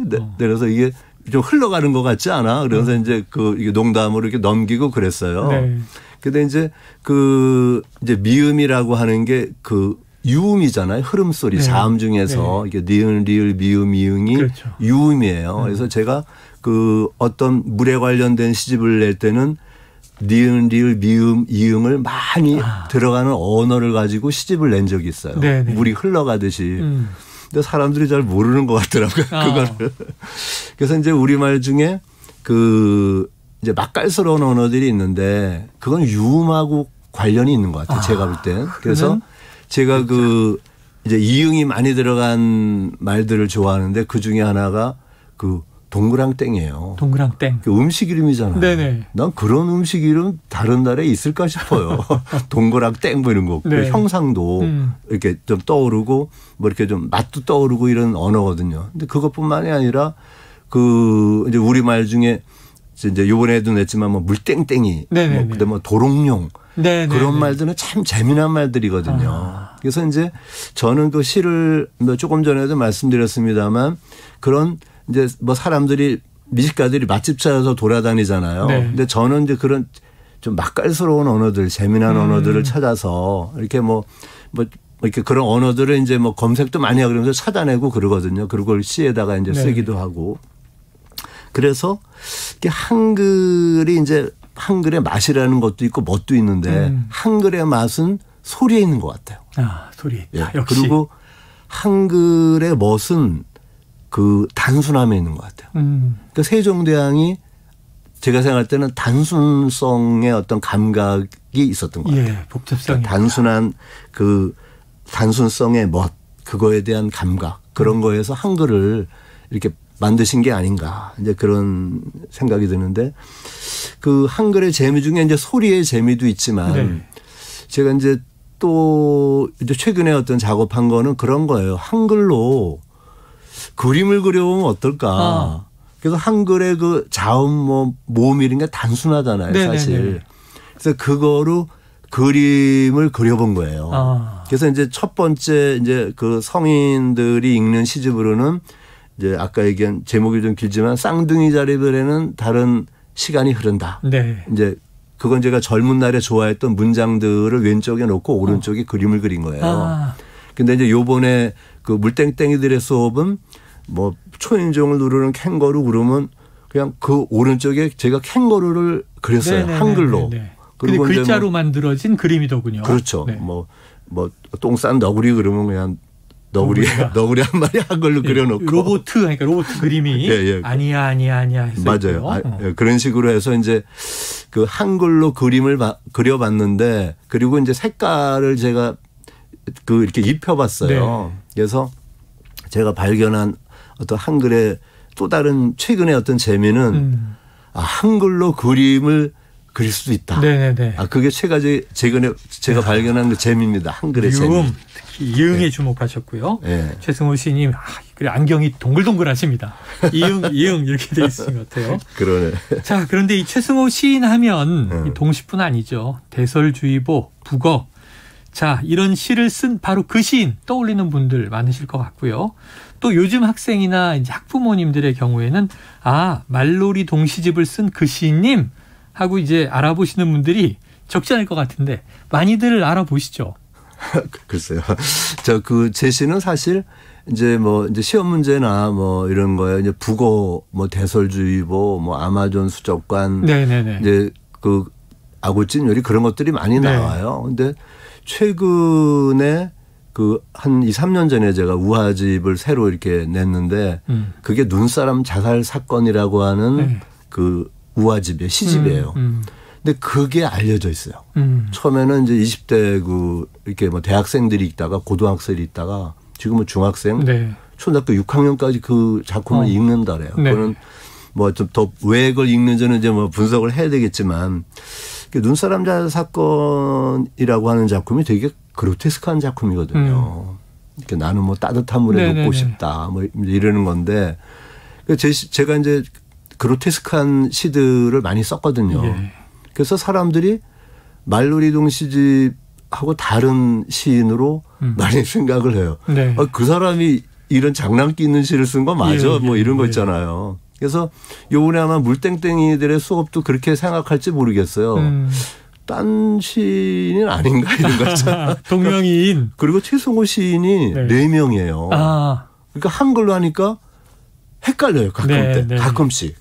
그 시인 맞나 이런 거 있잖아요. 실제로도 이제 동명이인이 있으시고. 실제로 시인이 맞습니다. 최승호 시인이. 하지만 그 그로테스크한 시를 쓰셨던 그 시인님이 맞습니다. 맞아요. 네. 자, 이 몇 해 전부터요. 문해력, 이른바 문해력이 사회적 화두가 돼서 이거 좀 여쭤보려고 합니다. 이른바 이 MZ세대로 불리는 이 젊은 청년층 금일 이걸 이제 금요일로 문을 빈다. 이거 운이 없다. 이렇게 해석을 하고 심심한 사과를 지루한 사과냐 이렇게 잘못 이해했다는 사례들이 소개되면서 이것도 또 조금 깊이 들어가 보면 여러 가지 이야기가 있습니다만 사회가 시끌시끌했는데 이런 상황은 어떻게 보세요? 그러니까 지금 문을 빈다, 심심한 사과, 이런 문제는 사실은 한글이 아니고요. 한자로 인해서 생긴 문해력의 문제라고 생각해요. 그렇잖아요. 순 한글로만 되었다면 그런 문제가 없었겠죠. 근데 이제 한자 교육이라고 하는 게 저만 해도 초등학교 때가 가로 안에 있다가 없다가 다시 있다가 이런 식으로 한문 교육은 많이 변했던 것 같아요. 그래서 이제 지금 세대들이 기존의 어떤 좀 저희 세대보다 한자를 덜 모를 거는 같아요. 그래서 이제 제 생각에는 심심한 사과, 문을 빈다 그런 말을 굳이 쓸 필요가 있나. 저는 그냥 쉬운 말로 우리말로 하면 될 것 같아요. 그럼 이거는 문해력의 문제도 안 생길 것 같아요. 제 생각은 그냥 어려운 한자 쓰지 말고 그냥 쉬운 우리말로 하자. 깊은 사과. 깊은 사과들이 그럼 되지 않습니까? 또 요즘에 그냥 문을 빈다 그러면 화이팅 이렇게 하는 거죠. 그러니까 행운을 빌어 그러면 될 문제 아닌가요? 잘 싸우고 돌아와. 이렇게 하고. 그러게. 자, 이게 오래된 일입니다만 지금 말씀하신 한자 한글 병기 세대 또 한자를 깊이 했던 세대도 있고 이게 늘 바뀌어 왔는데 시인님의 시로 만든 문제가 나와서 이제 직접 풀어보셨는데 모두 틀리셨다. 원작자가 이게 화제가 됐어요. 이 정답만을 강요하면서 다양한 생각을 하지 못하게 하는 입시교육 또 문학교육 이것도 좀 문해력 저하의 원인이 될까요? 하여튼 제가 유명해진 게 제 시가 시험 문제 나왔는데 틀려가지고 유명해진 시인입니다. 그래서 다 틀린 건 아니고요. 네 문제 중에 한 문제를 맞췄어요. 3개 틀리시고. 그래서 이제 다른 시인들하고 얘기를 해봤는데 다른 시인들도 자기가 시험에 나온 거 많이 틀렸더라고요. 그래서 시인들이 이렇게 저녁 먹고 이렇게 농담할 때 그런 얘기예요. 자기 시가 문제가 나왔는데 그걸 맞춘 시인은 시인도 아니다. 맞추는 시인은 시인이 아니다. 거의 다 틀리니까. 네. 그 문해력은 저는 독서하고 관련이 있다고 생각해요. 독서. 예, 독서. 그래서 책을 가까이 하는 습관이 있는 사람은 저는 문해력에 문제가 없다고 생각해요. 네. 책을 가까이 하고 읽고 그러는데 문해력에 문제가 있겠습니까? 저는 없다고 봐요. 네. 그래서 그 이제 뭐 옛날에 뭐 문장가다, 뭐 이렇게 문장이 뛰어난 사람들, 뭐 대문장하다 그런 말이 있었잖아요. 예, 예. 그래서 저는 그 이제 문해력의 문제에서 얘기하고 싶은 게 이게 문장이 이렇게 빼어난 작품들, 그런 작가의 작품들을 읽었으면 좋겠어요. 왜냐하면 문해력도 그냥 뭐 그걸 이해하는 그런 차원이 있고 또 다른 차원이 있잖아요. 네, 네. 예술의 차원이 있잖아요. 네. 그래서 제 생각은 그냥 그런 문장이 훌륭한 작가들의 작품을 많이 읽었으면 좋겠고, 이제 아까 질문하신 그 문해력 저하가 그 입시하고 관련이 있느냐. 예. 저는 별개 문제라고 봐요. 별개다. 예, 뭐 입시 때문에 뭐 문해력이 저하됐다. 저는 그렇게 보지는 않습니다. 알겠습니다. 자, 유네스코에서 정의한 문해력 보니까요. 다양한 내용에 대한 글을 이해, 해석, 창작할 수 있는 힘 이렇다고 합니다. 글을 읽을 줄은 아는데 그 안에 생각과 뜻을 이해하지 못하는 인구가 늘어나는 것이 심각한 문제다. 이런 이제 시각이 있고요. 또 반면에 요즘 세대가 자라온 환경은 기성세대와 다르지 않느냐. 언어 교체 현상으로 바라보고 이해해야 한다. 이런 주장도 있어요. 초등학교 교사로도 활동하셨고 문예창작과 교수로도 활동하셨고 자, 이 두 가지 시각이 있는데 좀 어떻게 보십니까? 그 저는 이렇게 문해력 문제가 그 젊은 세대 그만의 문제는 아니라고 생각해요. 왜냐하면 또 다른 어떤 연령 그 세대에서도 그 문해력의 문제가 있을 수 있거든요. 네. 근데 저는 오히려 그 젊은 세대들이 갖고 있는 언어의 감각이 정말 뛰어나다고 생각해요. 네, 네. 뭐 댓글을 단다든지 그런 조 만드는 능력 있잖아요. 신조 뭐 깜짝깜짝 깐물이라든지 뭐, 네. 이렇게 뭐 심쿵 이런 거 만들어내는 거 보면 네. 정말 언어 감각이 뛰어난 것 같아요. 그래서 그런 어떤 그 신조라든지 이런 거로 인해서 이제 어떤 그 기성 세대에는 그걸 이해를 잘 못하겠죠. 하지만 그런 새로운 말을 만들어내는 능력도 나는 좋은 면도 네. 있다고 보거든요. 네. 그래서 그거를 그렇게 부정적으로만 이렇게 볼 거는 아니다. 저는 그렇게 생각하고, 그러니까 문해력을 우리가 이제 뭐 문해력에 대한 그러니까 이제 뭐 어떤 다른 그 언어학자라든지 그런 교수님들이 깊이 연구를 하겠지만 저는 문해력에 여러 차원이 있다고 생각해요. 사실은. 네. 왜 그러냐면 글을 배우는 차원도 있고 네. 그다음에 글을 이해하는 차원도 있잖아요. 네. 그럼 문해력이 거기서 끝나냐. 저는 그렇게 생각하지 않아요. 문해력은 또 다른 공감의 차원이 있어요. 글을 이해하고 소통하고 공감하는 그런 하는 차원이 있을 거 아닙니까? 네.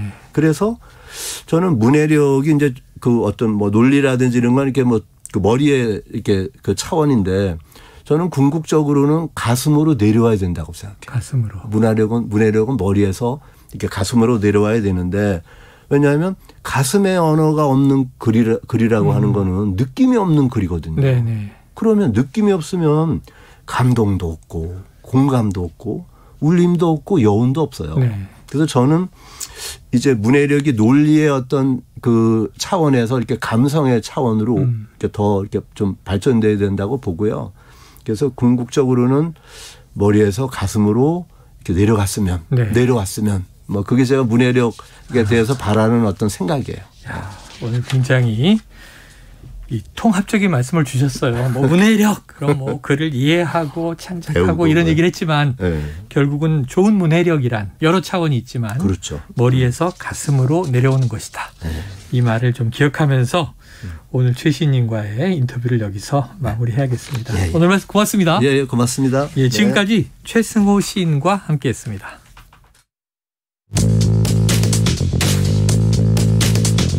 최영일의 시사본부는 여러분과 함께합니다. 짧은 문자 50원, 긴 문자 100원이 드는 샵 9730, 라디오 어플 콩과 유튜브는 무료로 참여하실 수 있습니다.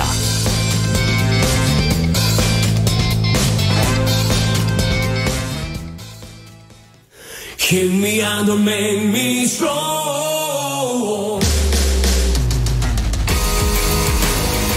네, 매주 월요일 깊이 있는 시사 분석과 또 재미를 동시에 잡는 코너죠. 일석이조 함께해 주실 두 분입니다. 박완석 전 의원님. 네, 안녕하십니까. 예, 김준일 뉴스톱 대표 나오셨습니다. 어서 오십시오. 안녕하세요. 자, 이게 뭐 정치권의 친일 국방 또 죽창가 논란이 지금 불어닥쳤습니다. 자, 먼저 이 논란에 불을 지핀 이재명 민주당 대표의 육성을 듣고 오겠습니다. 저는 이게 윤석열 현 대통령께서 전에 일본 자위대가 유사시에 한반도에 들어올 수도 있지만 이라고 말했던 것이 현실화되는 게 아닌가 하는 걱정이 됩니다. 이거 외교 참사에 이은 국방 참사입니다. 왜 하필 독도 근처에 와서 한미일 군사 합동 훈련을 하는 것입니까? 일본의 군사 이익을 지켜주는 행위라고 생각이 됩니다. 그야말로 극단적 친일 행위다. 자, 극단적 친일 행위, 이 표현이 뭐 신문에 대서특필이 됐어요. 박 의원님 어떻게 들으셨습니까? 일단 뭐 저는 야당이 비판할 수 있는 대목이 분명히 있다고 봅니다. 네. 왜냐하면 한미일 연합훈련을 할 수도 있는데 하필이면 훈련 장소가 이제 독도 인근의 공해상이라는 점, 이게 이제 우리 국민 정서적으로 잘 용납하기가 어려운 측면이 분명히 있고요. 근데 이거를 이제 국민적으로 설명을 좀 이 정부가 했어야 되는데 그냥 어영부영 하려다가 걸린 거잖아요. 네.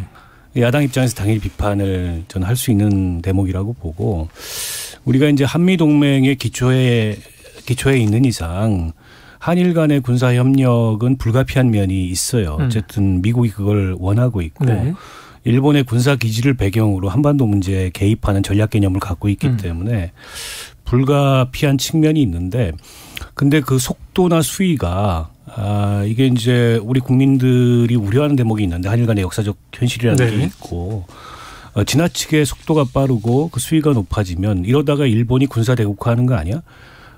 또 우리 그 의지와 무관하게 예를 들어서 일본이 자국방위라는 차원에서 예를 들어서 북한을 상대로 위험한 군사 행동을 하는 거 아니야? 이제 이런 어떤 현실적인 우려가 있을 수 있다는 거죠. 이제 그럼에도 불구하고 이걸 이제 극단적 친일 행위다 이렇게 표현한 그 표현의 방식에는 또 표현 수위에는 동의하기가 어려운 측면이 좀 있어요. 야당으로서 분명히 지적할 수는 있지만 이건 일종의 이제 이데올로기 전선을 또 친일이냐 반일이냐 국내 정치에 불러들여서 그렇게 프레임으로 양극단을 나누고 정쟁을 격화시킬 수 있기 때문에 비판할 수 있는 대목이 있지만은 표현 수위는 좀 지나쳤다 이렇게 생각합니다. 뭐 균형 잡아서 그냥 두 가지 측면을 딱 정리해 주셨는데, 그럼 여기에 김준일 대표님 더 얹으실 이야기가 더 얹으실 이야기. 예. 어떻게 들으셨어요? 뭐 좀 셌죠. 뭐 셌다. 극단적 친일 행위다라고 할 만한 내용은 아니었어요. 저는 문제는 있다고 봅니다. 제가 예전에 이게 히스토리를 조금 설명을 드려야지. 이게 지금 전 정부에서 했네 안 했네, 독도에서도 옛날에 했네 안 했네. 그 얘기 계속 여야가 공방 중이에요. 제가 좀 정확하게 역사를 정리를 해드릴게요. 좋습니다. 자, 2009년에 독도 인근에서 독도 동남방 80km에서 한국하고 일본이 훈련을 했는데 수색 구조 훈련을 했어요. 수색 구조를 훈련을 했기 때문에 이거는 군이 한 게 아니죠. 그러니까 해경? 해경. 경찰이 한 거예요. 경찰이. 그러니까 한번 이렇게 한 역사가 있고요. 이게 진짜 우리가 지금 한미일 뭐 군사 동맹까지는 아니더라도 군사 훈련을 지금 하고 있는 상황이잖아요. 그러니까 지금까지 이제 그 미국이나 일본은 항상 한미일이 같이 하자라고 압력을 넣어왔어요. 근데 한국 정부에서는 그거에 대해서 어느 정도 선을 그어왔습니다. 그래서 한미가 같이 하고 미일이 같이 하고 하더라도 조금 떨어져 가지고 이렇게 따로 이런 식으로 하는 이제 방식이었어요. 그래서 이제 가장 이제 이게 조금 본격화된 게 2016년이었습니다. 박근혜 정부 때. 그때 이제 한미 연례 안보 협의 회의에서 한미 양국은 한미일 미사일 경보 훈련을 정례화하기로 2016년 10월에 합의를 해요. 이때가 이제 뭐 탄핵 직전이었죠. 그러니까. 그래서 그리고 그 11월에 이제 그 지소미아라고 그러니까 군사 정보 보호 협정을 체결을 하고 2017년 1월과 3월에 한미일 이지스함이 참여하는 미사일 경보 훈련이 실시가 되고요. 2017년 4월에 이제 제주 남방에서 한일 중간 수역이었죠, 거기는. 네네. 거기에서 대잠수함 연합훈련이 처음으로 실시가 됩니다. 그 시점은 네. 지금 2017년 4월이면 3월에 탄핵은 결정되고 5월에 대선이 치러지기 전 사이네요. 그렇죠. 그러니까 이거는 문재인 정부에서 됐느냐라고 한다라면 정확하게는 된 거는 아니죠. 문재인 정부는 아니지만 어쨌든 예정돼 있던 한미일 네네네. 잠수 이제 제주도 남쪽에서 있었고 그 이후에는 이게 이 미국이나 일본이 계속 같이 하자. 한미 훈련 같이 하자라고 했는데 문재인 정부가 거절을 해요. 계속 거절을 해가지고 올해 3월 20일 그러니까 3월 달에 보면은 미국이 한미 군사훈련 참가하라고 했는데 우리는 할 수 없다. 그때 정의용 그때 그 하와이 호놀룰루에서 한미 삼국 외교장관회의가 열리는데 예. 그때 안토니 블링컨 미 국무장관하고 하야시 요시마사 일본 외무상이 네. 한국 정의용 외교부 장관한테 한미 군사훈련 하자. 라고 했는데 거절하는 것까지 나오고요. 네. 윤석열 정부도 올해 5월 달에 기사를 보면은 한미 군사훈련 하자라고 했는데 우리는 합의한 적 없다. 이렇게 네. 얘기를 한 게 기사로 나와 있어요. 네. 5월 달에. 근데 이게 어떻게 바뀌냐면은 나토 정상회의에 윤석열 대통령이 가가지고 한미 정상들이 만나서 네. 거기에서 안보를 강조하면서 거기에서 군사훈련에 대해서 사실상 허락을 하고요. 비행기 타고 오면서 군사훈련 해야지라고 기자들한테 윤석열 대통령이 얘기를 합니다. 네. 일본하고. 네. 그러니까 사실상 이제 여기에서 이제 분기점이 됐군요. 분기점이 된 거예요. 그래서 지금 이거에 대해서는 그 이후에 이제 이게 우려가 상당히 나왔죠. 왜냐하면은 일본의 뭐 대륙 진출 뭐 이런 것까지 하지 않더라도 국민 정서상 상당히 이게 우려가 네. 되는 부분이 있었기 때문에 결국 이게 터졌다 이렇게 봐야 될 것 같습니다. 히스토리 정리가 아주 칼같이 깔끔하게 됐습니다. 역시 김준일 대표님이시고요. 자, 그렇다면 이제 박 의원님께 네. 이 부분인데 그럼 그동안 일본, 미국은 한미일 군사훈련을 바라는 입장으로 지속돼 왔고 우리가 유보적인 태도를 보이거나 거절하거나 했는데 이번에 좀 윤 대통령이 쉽게 내준 거 아니야? 뭐 이렇게 볼 수 있는 측면이 있나요? 저는 그런 지적을 충분히 할 수 있다고 보고요. 네. 물론 이제 국제 정세의 변화가 있습니다. 네네. 그리고 지금 북핵 문제가 훨씬 더 좀 악화된 측면이 고조가 돼 있어요. 어쨌든 하노이 노딜 회담 이후에 네. 북한은 그 이후에 어쨌든 훨씬 더 지금 핵과 관련된 기존의 입장을 강화해서 급기야는 이제 핵무력 사용을 법제화하는 단계까지 네. 이르렀고요. 그에 대해서 러시아나 중국이 일정하게는 좀 방관하는 이제 그런 포지션을 취하고 있는 게 맞고 과거 같은 경우에는 북한이 이제 유엔 안보리 제재에 반하는 탄도미사일 발사나 이러면은 유엔에서 추가 제재를 할 수 있었어요. 러시아나 중국이 동의를 해줬는데 지금 그런 상황이 아니거든요. 네.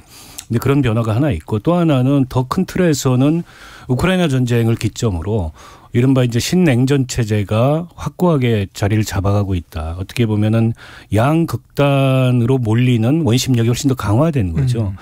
이제 그런 차원에서 정세 변화는 있긴 합니다만 그렇다 하더라도 이게 한미일 어떤 이 군사 협력이 거의 군사 동맹 수준으로까지 발전하는 거는 사실은 우리 국민들 입장에서는 좀 받아들이기가 어렵고 또 이게 과거사 문제 해결이나 이런 외교상의 문제와 어떻게 보면 좀 균형 있게 이런 군사적 협력이라는 게 나가야 되는데 이 정부 들어서 도드라지게 사실은 과거사 관련된 어떤 외교적 그 해결 노력이나 우리 정부의 원칙 있는 대응은 없는 데 반해서 이게 군사협력만 도드라지니까 이게 뭐 중심을 잃은 거 아니야? 이런 비판이 저는 당연히 나온다고 보고요.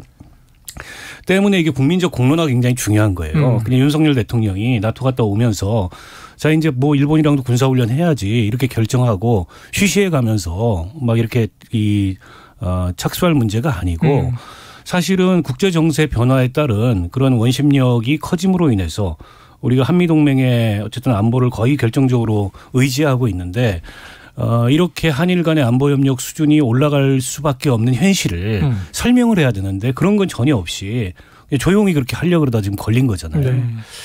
그런 측면에서 과연 이 정부의 그 외교 안보 이 정책 혹은 뭐 전략 이런 것들이 원칙 있게 제대로 서 있는가 이런 걱정을 하지 않을 수 없고요.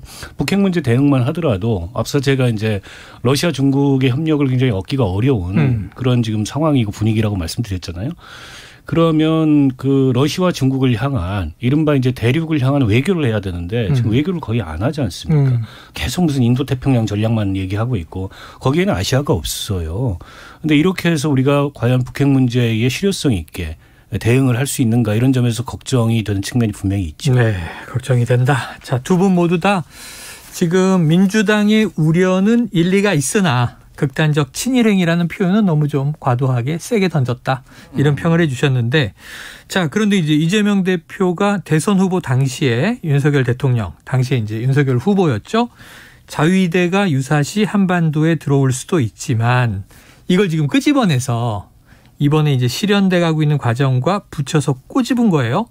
그러면 이 표현이 현실화되고 있는 거 아니냐 이런 비판인데 김 대표님 그렇게 유추하는 데는 좀 일리가 있습니까? 일단 이게 어디서 나왔는지를 말씀드릴게요. 네네. 지난 2월 25일에 이제 선관위 주최 2차 TV 토론회에서 심상정 후보가 물어봅니다. 네. 윤석열 후보한테 유사시에 한반도에 일본이 개입하도록 허용하는 건데 한미의 군사동맹을 추진을 하면은 그거를 하시겠냐라고 하니까 유사시에 들어올 수도 있는 거지만 꼭 그걸 전제로 하는 건 아니다. 이렇게 이제 답변을 했어요. 그러니까 뒤에는 부정적인데 무슨 말인지 잘 모르겠습니다. 예. 그러니까 그래서 뭐 심 후보가 다시 막 따져 물었습니다. 네네. 이거에 대해서. 그래서 그 당시에 국민의힘이 해명을 하기로는 설령 한일 동맹을 하더라도 유사시 일본이 한반도에 들어와서는 안 된다는 얘기였다라고 얘기를 했어요. 네. 근데 이제 중요한 건 그런 겁니다.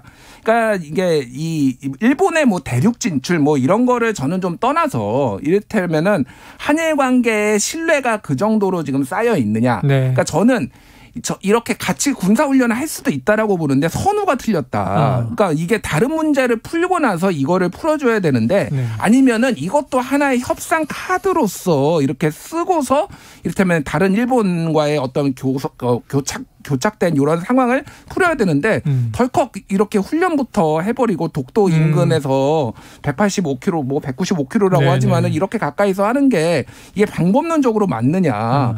약간 호구처럼 비춰지지 않을까 저는 그렇게 보여요. 솔직히 이게 조금 국내에서는 쉬쉬하고 하고 있고 바깥에서는 막 다 퍼주고 있는 이런 느낌적인 느낌이 아주 정말 좀 굉장히 좀 답답합니다. 개인적으로는.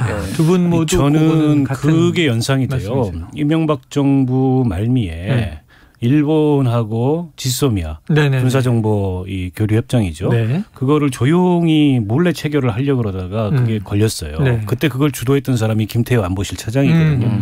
지금 그 상황의 재판이 아닌가 싶어요. 저는 어떤 의심이 있냐면 김태호 안보실 차장이 정확하게 그 생각인지 모르겠지만 이제 그분이 주도해서 대응하는 거 보면 저분은 한미일 군사 동맹론자가 아닌가. 근데 이런 생각마저 들거든요. 그러니까 윤석열 대통령 후보가 당시에 했던 그 TV 토론에서 발언이 단순한 실언이 아닐 수도 있겠다. 이런 걱정이 들고요. 그러니까 군사 동맹이라는 거는 유사시의 자동 개입이에요. 그걸 전제로 하는 게 군사 동맹이거든요. 근데 지금 뭐 군사 동맹까지는 아니더라도 지금과 같은 방향으로 쭉 가게 되면 거의 준군사 동맹에 준하는 한미일이 동일한 말하자면 교전 수칙 같은 걸 마련하는 이런 단계로 나갈 수 있거든요. 이번에 군사훈련의 수위가 예전에 아까 히스토리를 우리 김 대표가 정리해 줬지만 그것들이랑은 전혀 다른 성격의 군사훈련이에요. 특수전 훈련입니다. 일종의. 우리 동해상에서 대잠훈련을 하고 미사일 요격훈련까지 했어요.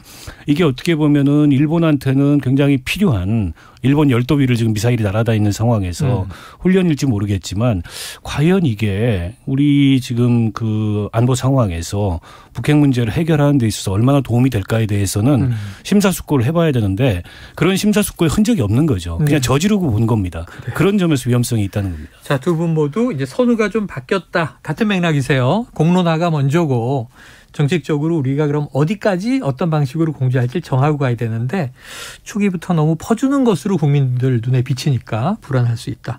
자, 근데 여기서 지금은 요건 이제 합리적인 분석을 두 분이 해 주신 건데 여야 공방으로 넘어가면 극단적 친일 행위 날라왔잖아요. 거기에 대해서 지금 여권의 이 역공이 더 세지고 있는데 국민의힘이 이렇게 얘기를 했네요. 이심정심이다. 이재명 마음이 김정은 마음이다. 자, 민주당의 친일 프레임 공격에 대해서 국민의힘의 이 색깔론 대응. 자, 김 대표님 이건 어떻게 될까요? 이재명 마음이 김정은 마음이다는 이 극단적 친일 행위보다 더 나갔죠, 이거는. 네네. 예, 이거를 그렇게 생각하실 분들이 있을까요? 뭐, 네. 모르겠습니다. 뭐, 열성 그 국민의힘 지지자분들은 뭐, 이제, 친북행위다 이렇게 볼 수도 있겠지만은, 글쎄요. 그러니까 중요한 거는 이게 저도 그래서 이재명 대표한테 아쉬웠던 게 좀, 조금 이게 조목조목 따졌으면 근데 이게 언어가 딱 친일이라는 극단적 친일이라고 나오면서 그냥 바로 색깔론이 나올 수밖에 없는 이런 구조가 돼버렸어요. 친일 그러니까 친북 이렇게 나오고. 예, 그리고 오늘 뭐 중앙일보 오전에 기사를 보니까 원래 이제 그 뭐 영수회담 하려고 했던 것도 이걸로 완전히 물 건너갔다. 그 정도로 지금 뭐 대통령실에선 격앙돼 있다라는 거예요. 그래서 이게 뭐 모르겠습니다. 이게 이재명 대표의 의도적 파행인가? 그 전에는 이제 문재인 대통령 뭐 감사원 조사원 이런 걸로 좀 국민의힘이나 정부 여당에서 좀 의도적 파행을 노렸다라고 한다면은 이건 이재명 대표가 조금 각을 세우려고 하는 거 아닌가 그렇게 하는데 어쨌든 좀 차분하게 양 진영 다 좀 얘기를 좀 터놓고 해야 될 것 같아요. 이 부분에 있어서는. 그래요. 그러니까 이게 이제 일종의 친일 색깔론과 종북 색깔론이 충돌을 하는데요. 둘 다가 사실은 구시대적인 그런 프레임이고 시대착오적인 프레임이죠. 저는 이제 대한민국 보수 세력이 특히나 이제 종북 색깔론을 늘 국내 정치에 활용을 해왔잖아요. 민주당이 최근 들어서 친일 색깔론을 국내 정치에 활용하는 경향이 없지 않아 있어요. 뭐 토착외구론. 둘 다 저는 별로 바람직하지 않다고 생각하고 지금 어떻게 보면 국내 정치에서 윤석열 대통령이 많이 코너로 몰렸잖아요. 지지율도 바닥치고 특히 뉴욕에서의 그 발언 사고가 있은 이후에.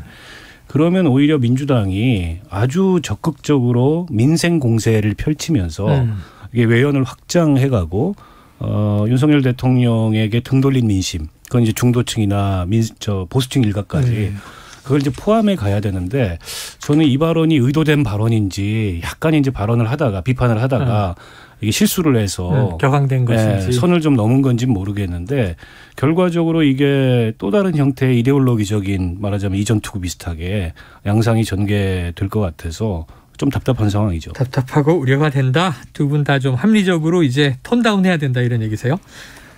조금 낮춰야 한다. 수위를. 오늘 한글날인데 최대한 저희가 외래어 외국어를 안 쓰기로 했습니다. 자, 대통령실의 주장은 이렇습니다. 일본 수출 규제를 풀기 위한 전초전이고 이거 같이 테이블에 올려서 풀려고 하는 것이다. 어떻게 보세요? 그러니까 효과 있을까요? 저는 이런 식의 접근이 안보가 세상에서 제일 중요하고 막 이렇게 얘기를 하시면서 안보랑 경제랑을 이렇게 외교랑을 쉽게 묶는 발상 자체가 저는 별로라고 봅니다. 별로다. 예, 그러니까 안보에 대한 거는 뒤로 좀 두거나 아니 그러면 아예 그거를 협상 카드로 물밑에서 쓰든지 그것도 아니잖아요. 그러니까 아까 전에 말씀드렸지만은 일본 수출 규제 지금 하려고 하면서 지금 여러 가지 방안들이 나오고 있잖아요. 재단을 만들어 가지고 일본 기업들이 거기다 돈을 놓고 직접 배상하는 방식이 아닌 뭐 저는 그것도 하나의 방식이고 대위 변제 강제징용 당하신 분들이 만족할 수 있다면은 어느 정도는 그것도 방식이라고 보는데 이게 먼저 나오고 그게 뒤에 나온다라고 했을 때 이게 합리적으로 지금 이게 설명이 되고 변명이 되는 것이냐라고 봤을 땐 저는 아니라고 봅니다. 뒤늦게 지금 문제가 생기니까 이렇게 변명하는 거라고 봐야죠. 이건. 알겠습니다. 자, 여기서 윤 대통령 지지율 한번 보고 이어가도록 하죠. 지난주에 이어서 미디어 트리뷴이 리얼미터 1회에서 조사한 결과 4일부터 7일까지의 주간 정례 조사입니다. 긍정이 32%, 부정이 65.8%. 자, 지난주가 긍정이 31.2%였으니까 소폭 상승. 이렇게 되죠. 부정도 소폭 하락입니다. 자세한 내용은 중앙여론조사 심의위원회 홈페이지를 참조하시면 되고요. 자, 이거 박 의원님 반등으로 보십니까? 글쎄요. 0.8%포인트 올라간 거여서 이게 흐름이 바뀌었다 이렇게 보기는 어렵다. 매번 조사마다 이 정도의 변동은 늘 있죠. 네네네. 1%포인트 이내에서. 때문에 아직 뭐 이렇게 흐름이 바뀌었다고 보기는 좀 어려울 것 같고 특히 이제 지난주에 그 뉴욕 발언 논란에 이어서 감사원이 이제 정치적인 이 사정에 가까운 그런 감사를 하고 있다. 이게 또 하나 이제 국회에서 논란이 됐지 않습니까? 그 이제 문 대통령을 향한 감사원 서면 조사 그에 대해서 문 대통령 쪽의 반응이 어떻게 보면 조금 이제 좀 지나치다 보니까 여권에서 그걸 아주 공세를 취했는데 바로 감사원 그 사무총장의 문자가 공개되면서 오히려 이제 양상이 뒤집히는 이런 상황이 벌어졌어요. 때문에 큰 틀에서 악재는 저는 계속되고 있다고 보고 또 지금 경제 상황이 굉장히 안 좋습니다. 지금 한국은행이 조만간 금리 결정을 할 텐데 빅스텝 얘기가 나오고 있어요. 물론 이제 물가 안정 차원에서 불가피하다라고 얘기를 하고 있지만 그렇게 됐을 경우에 지금 2,000조에 가까운 2,000조가 넘는 가계부채 문제가 심각해질 우려가 있거든요. 대출 금리가 심각해지죠. 연말까지 계속 올리겠다 금리를 이제 이런 전망하에 있기 때문에 그런 데 있어서 결정적인 어떤 뭐 해결책이 없거나 돌파구가 없는데 계속 이게 이제 정치 영역에서 대통령과 여당과 정부가 이런 실책성 발언, 뭐 실책성 행위, 그로 인한 정쟁 이게 반복되다 보니까 국민들이 보기에는 뭐 하나 이게 성과도 없고 민생에는 별로 도움이 안 된다 이런 느낌을 받잖아요. 그런 게 별로 저는 그 흐름이 바뀌지는 않았다고 생각해요. 일부 이제 위기감을 느낀 지지층 결집 양상은 있을지 모르겠으나 큰 틀에서 그게 이제 국정 동력이 지금 많이 실추돼 있는 이런 상황에 반전을 가져오긴 좀 어려운 거 아닌가 이렇게 봅니다. 네, 자 김 대표님, 그리고 오늘 한글날이를 하나 여쭤볼게요. 예. 국감장에서 계속 그냥 막말들은 호통, 고성 이건 뭐 너무 만성적이에요. 예. 그러다가 최근에 이제 권성동 의원 뻐꾸기 얘기 나오지 않았습니까? 예. 안전재단 이사장인가요? 원자력 안전재단? 예.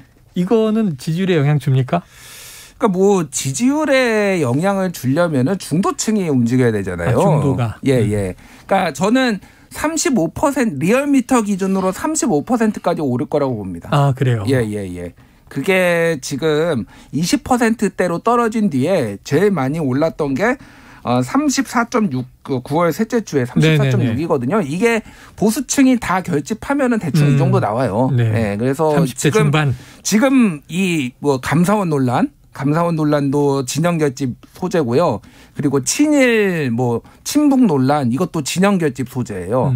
그러니까 지금은 이제 우리 윤석열 대통령을 위해서 진영이 결집해야 되겠다라는 시그널들이 계속 가고 있어요, 지금. 그래서 아마 당분간은 조금씩 오를 거예요. 근데 말씀하셨다시피 근본적으로 무슨 뭐 지금 전 정권 사정하고 무슨 뭐 원자력 안전재단 뭐 하고 뭐 이거 한다고 지지율이 오르는 게 아니거든요. 이제는 그러니까 사실 건건이가 아니다.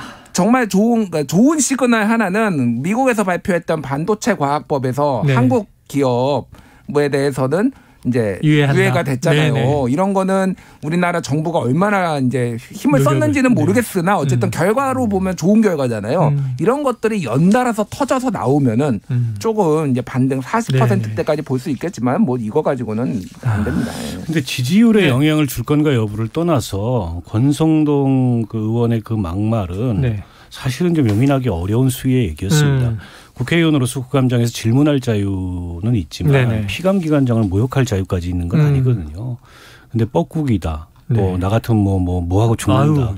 이런 표현을 한다는 건 뒤에 가가지고 뭐 이런저런 변명을 하고 있지만 누가 들어도 그거는 제가 보기에 지나친 발언이었고 특히 이제 김재남 원자력 안전재단 이사장이 소수당 정의당 출신의 여성 그 공공기관장이 아니라면 과연 그런 발언을 할 수 있었을까?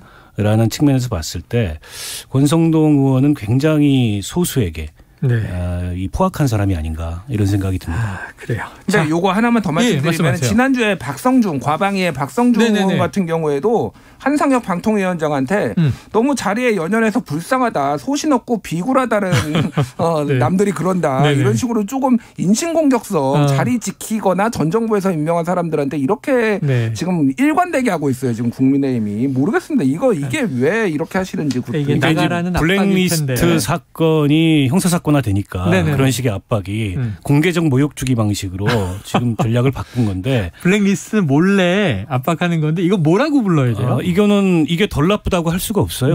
결코. 공개 압박이. 저 아마 윤리위 가게 될 텐데요. 권성동 의원 발언은.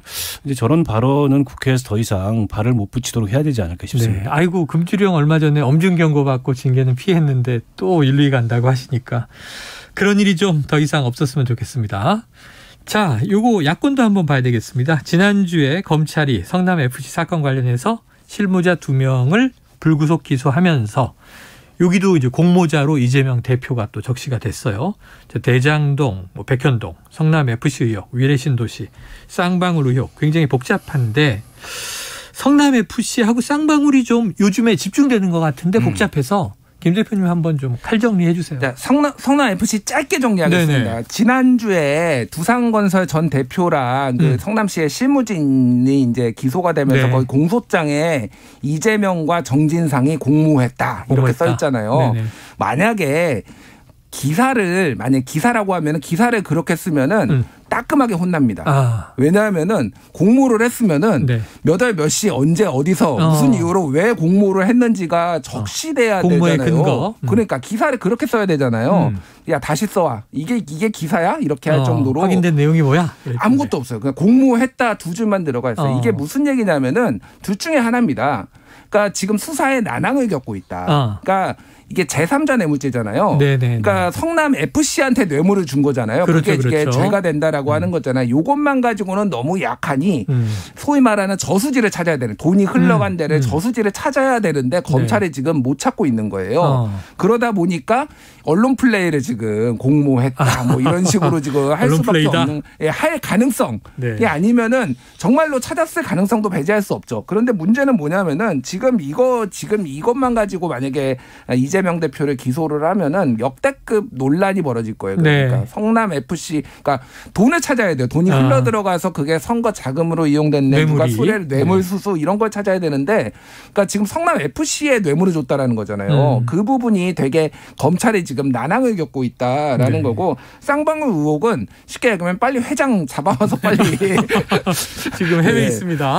빨리 잡아야 돼요. 빨리. 예. 자 그런데 이제 그 와중에 쌍방울은 이제 대북 사업 지원 대가 뭐 이런 얘기가 나오면서 아시아 태평양 재단 예. 여기가 이해찬 전 대표가 이사장이라면서요. 예. 압수수색도 하고 이거 좀 정치적으로 비화되는 거 아니에요? 그런 측면이 있죠. 네. 왜냐하면 그 이화영 그 전 부지사가 네네. 그 이해찬 대표의 측근으로 알려져 있고 특히 이제 쌍방울의 뭐 사회이사로 근무하고 네. 하면서 이제 대북 사업 이걸 이제 중간에서 주선을 했다는 그런 혐의를 두고 있고 네. 그 과정에서 쌍방울이 이제 뭐 전환사채를 발행했다가 그걸 이제 주식 환매를 하고 이러면서 큰 이제 금전적인 이득을 취했다는 거 아닙니까? 네. 일종의 대북 테마주 같은 식으로 뜨고 이래서 그에 대해서 전반적으로 지금 의혹을 들여다보고 있는데 저는 뭐 이화영 부지사는 뇌물수수죄에서 빠져나갈 방법이 없을 것 같아요. 네. 증거도 너무 명확하고.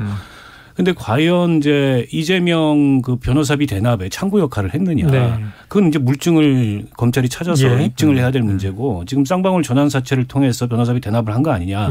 이런 의혹만 있을 뿐이지 그렇죠. 아직 물증을 못 찾았고 사실은 이화영, 이재명 두 사람이 원래 무슨 측근 이런 관계가 아니고 네. 그러니까 이재명 후보가 당시 이해찬 대표한테 경선 지원을 요청하면서 이제 그 이해찬 대표가 본인의 측근이었던 이화영 전 의원을 선대 본부장으로 보낸 거였거든요. 파견 지원하는 형식으로. 네. 그게 어쨌든 무슨 쌍방울을 염두에 두고 네. 이재명 그 후보가 이화영 부지사의 지원을 요청했다. 이건 아닌 것 같아요. 그래서 이거는 정치적 논란의 문제가 아니라 어쨌든 검찰이 입증을 해야 되는 문제다. 아까 뭐 잡아와서라도 빨리 입증을 해야 된다고 했는데 지금 뭐 태국한테 사법공조를 더 긴밀하게 요청을 했다고 하니까 결과를 봐야 될 것 같아요. 알겠습니다. 이화영 부지사 이렇게 부르지만 사실은 이제 국회의원 지냈고 586의 또 주요한 멤버였죠.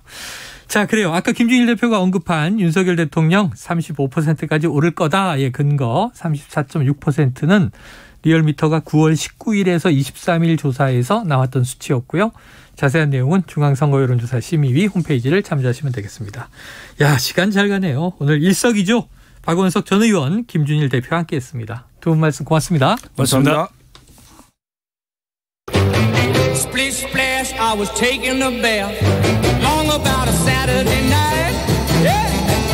점심 먹고 유쾌한 시사 디저트 한 입. 최영일의 시사본부. 네, 시사본부 매일 이 시간 청취자분들께 드리는 깜짝 간식 선물. 오늘은 튀김 우동입니다. 어우, 날씨가 훅 추워져서 뜨끈뜨끈한 국물이 땡기네요. 자, 오늘 준비되어 있고요. 코너 들으시면서 문자로 의견 주시는 청취자분들에게 쏘겠습니다. 짧은 문자 50원, 긴 문자 100원이 드는 샵 9730으로 의견 많이 보내주시기 바랍니다. 자, 국제본부 문희정 국제시사평론가와 함께하겠습니다. 어서 오세요. 네, 안녕하세요. 자, 중국 드디어 당대회를 준비하는 7중 전회가 시작됐다. 자, 7중전회 그럼 우리는 막 또 헷갈려요. 무슨 뜻입니까? 이게 줄임말이에요. 중국 공산당 제19기 중앙위원회 제7차 전체 회의. 근데 이렇게 말씀드려도 이게 뭐야 싶으시잖아요. 숫자가 2개 들어가니까. 그러니까요.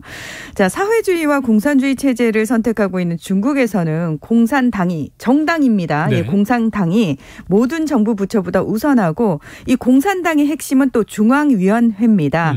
그래서 시진핑 중국 국가주석이 바로 공산당 중앙위원회 총서기를 맡고 있죠. 자, 9천만 명이 넘는 당원을 거느린 중국 공산당은 5년마다 당대회, 전국 대표대회를 통해서 주요 정책 사안을 승인을 하는데요. 그럼 5년에 한 번씩 주요 정책을 승인해야 되니까 그 사이에는 어떻게 해야 되느냐. 요때 이제 중앙위원회가 상시적으로 권한을 위임받아서 운영이 됩니다. 네. 자, 제19기 중앙위원회의 회기가 2017년부터 2022년까지고요. 그러니까 7중 전회는 그 회기 중 7번째 전체 회의가 열린다는 의미입니다. 그러니까 중앙위원회가 당 대회 사이에 그 5년에 보통 7차례 전체 회의를 열거든요. 그래서 이제 마지막 회의라고 할 수가 있고요. 그래서 16일 날 예정돼 있는 제20기 당대회를 준비하는 회의다. 이런 이야기가 나오고 있습니다. 일반적으로 그 7번의 그 전체 회의에서는 자, 첫 번째에서는 어떤 거 이야기하고 두 번째에서는 어떤 거 이야기하고 이렇게 주제가 보통 정해져 있습니다. 네네. 자, 마지막 회의에서는 어떤 걸 이야기하냐면은 앞으로 개최될 당대회와 관련된 세부 일정을 결정을 하고요. 또 공산당의 지도 이념을 담은 당장 개정안에 대한 토론이 또 있습니다. 그리고 어쨌든 지난 5년간 중앙위원회가 우리가 잘 했는지 그런 부분을 결산을 하고 정리하는 임무도 맡고 있습니다. 야, 회의 얘기만 들어도 벌써 머리가 아프네요. 의제가 쭉 있고 모여서 이제 결산도 하고 다음에 또 잘하자는 또 뭐 이제 우선순위도 정하고 그렇죠. 이제 회의가 그렇잖아요. 자, 이번 당대회를 통해서 제일 중요한 게 시진핑 국가주석의 사면임이 확정될 것이다.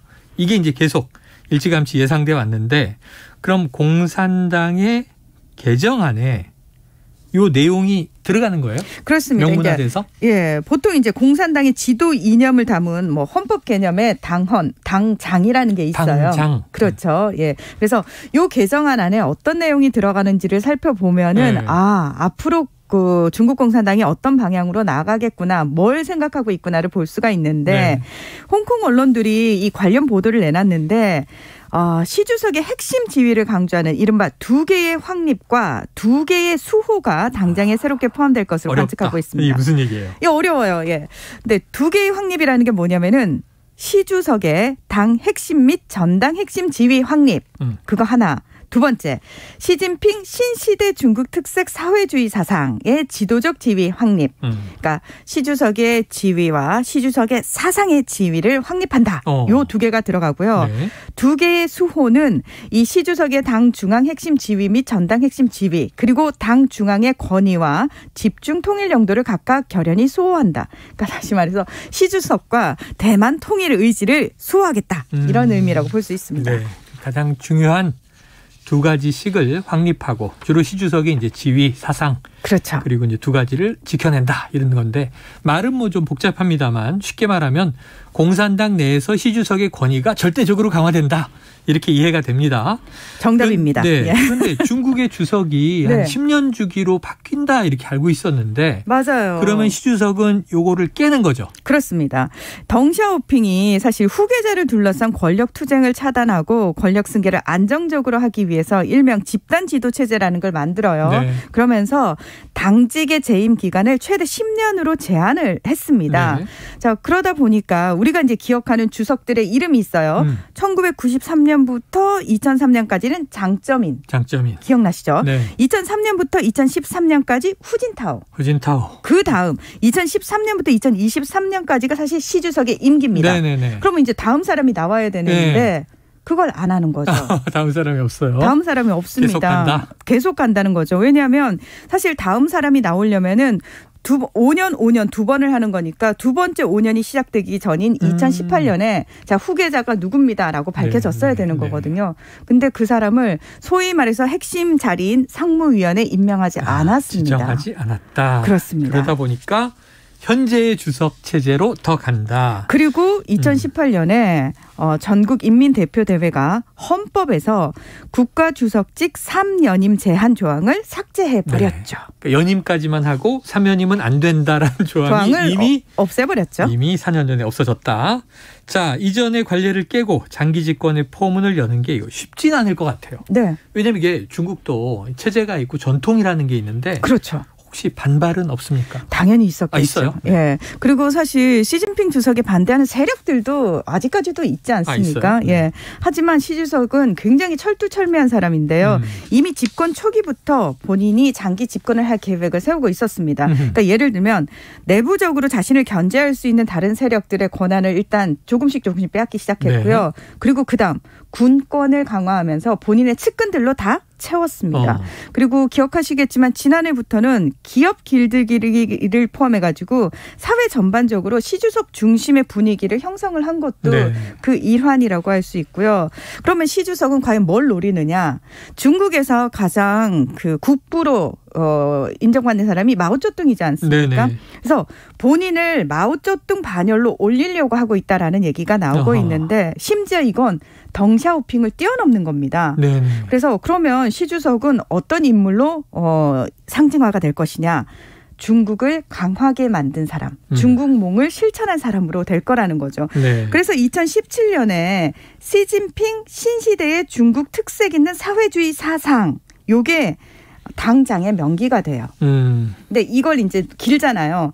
그래서 이번에 당대회에서 당장 개정을 하면서 그냥 시진핑 사상으로 바꿀 거다 이런 얘기가 나오고 있습니다. 주석의 사상, 생각이 당장에까지 명시가 들어갔습니다. 된다. 예, 그래서 지난해 9월부터는 초중고교에서 시진핑 사상 과목이 개설돼서요. 아이고.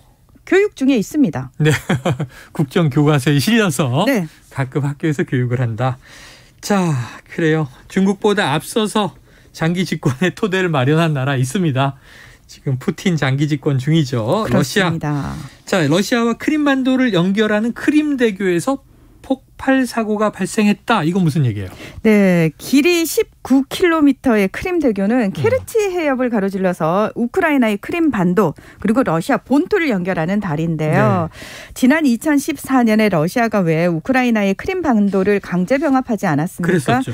그러면서 러시아 본토하고 크림반도를 물리적으로 통합하는 상징적인 의미의 크림대교를 만들어서 개통을 했습니다. 그래서 이거 개통식 때 푸틴 대통령이 오렌지색 트럭을 몰고 지나가는 이벤트를 하기도 했었거든요. 네. 자, 그런데 지난 8일 오전에 이 크림대교가 사실 차량들이 지나다닐 수 있는 도로하고 기차가 지나는 철도가 두 개로 이렇게 돼 있거든요. 그런데 그 차량용 그 도로를 지나던 트럭이 갑자기 폭발을 합니다.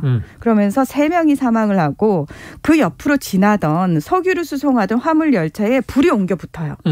그래가지고 폭발 사고가 벌어진 건데요. 사실 이 지난 2월에 러시아가 우크라이나를 침공한 이후에 굉장히 많은 군수 물자들을 실어 나르던 곳이 바로 이 크림대교거든요. 그래서 이 보급에 좀 문제가 생기는 거 아니냐라는 이야기가 나오고 있고요. 우크라이나 정부 측은 뭐 공식적으로는 본인들은 이거하고 상관이 있다 뭐 어쩌다 얘기는 안 합니다. 그러나 각 정부 부처에서 지금 이런 폭발을 환영하고 조롱하는 반응을 보이고 있습니다. 알겠습니다. 오늘 여기까지 정리해야 되겠네요. 지금까지 문희정 국제시사평론가와 국제본부였습니다. 고맙습니다. 네, 고맙습니다. 자, 오늘 튀김 가락국수 컵라면 받으실 청취자는요. 5944-6755-3033-3352 0584님입니다. 그리고 아까 최승호 시인의 새 책 물땡땡이들의 수업 받으실 분들은요. 저희 시사본부 홈페이지 게시판 확인해 주시기 바랍니다. 자, 오늘 준비한 시사본부 내용 다 나갔습니다. 저는 내일 낮 12시 20분에 다시 찾아뵙겠습니다. 청취해 주신 여러분 고맙습니다.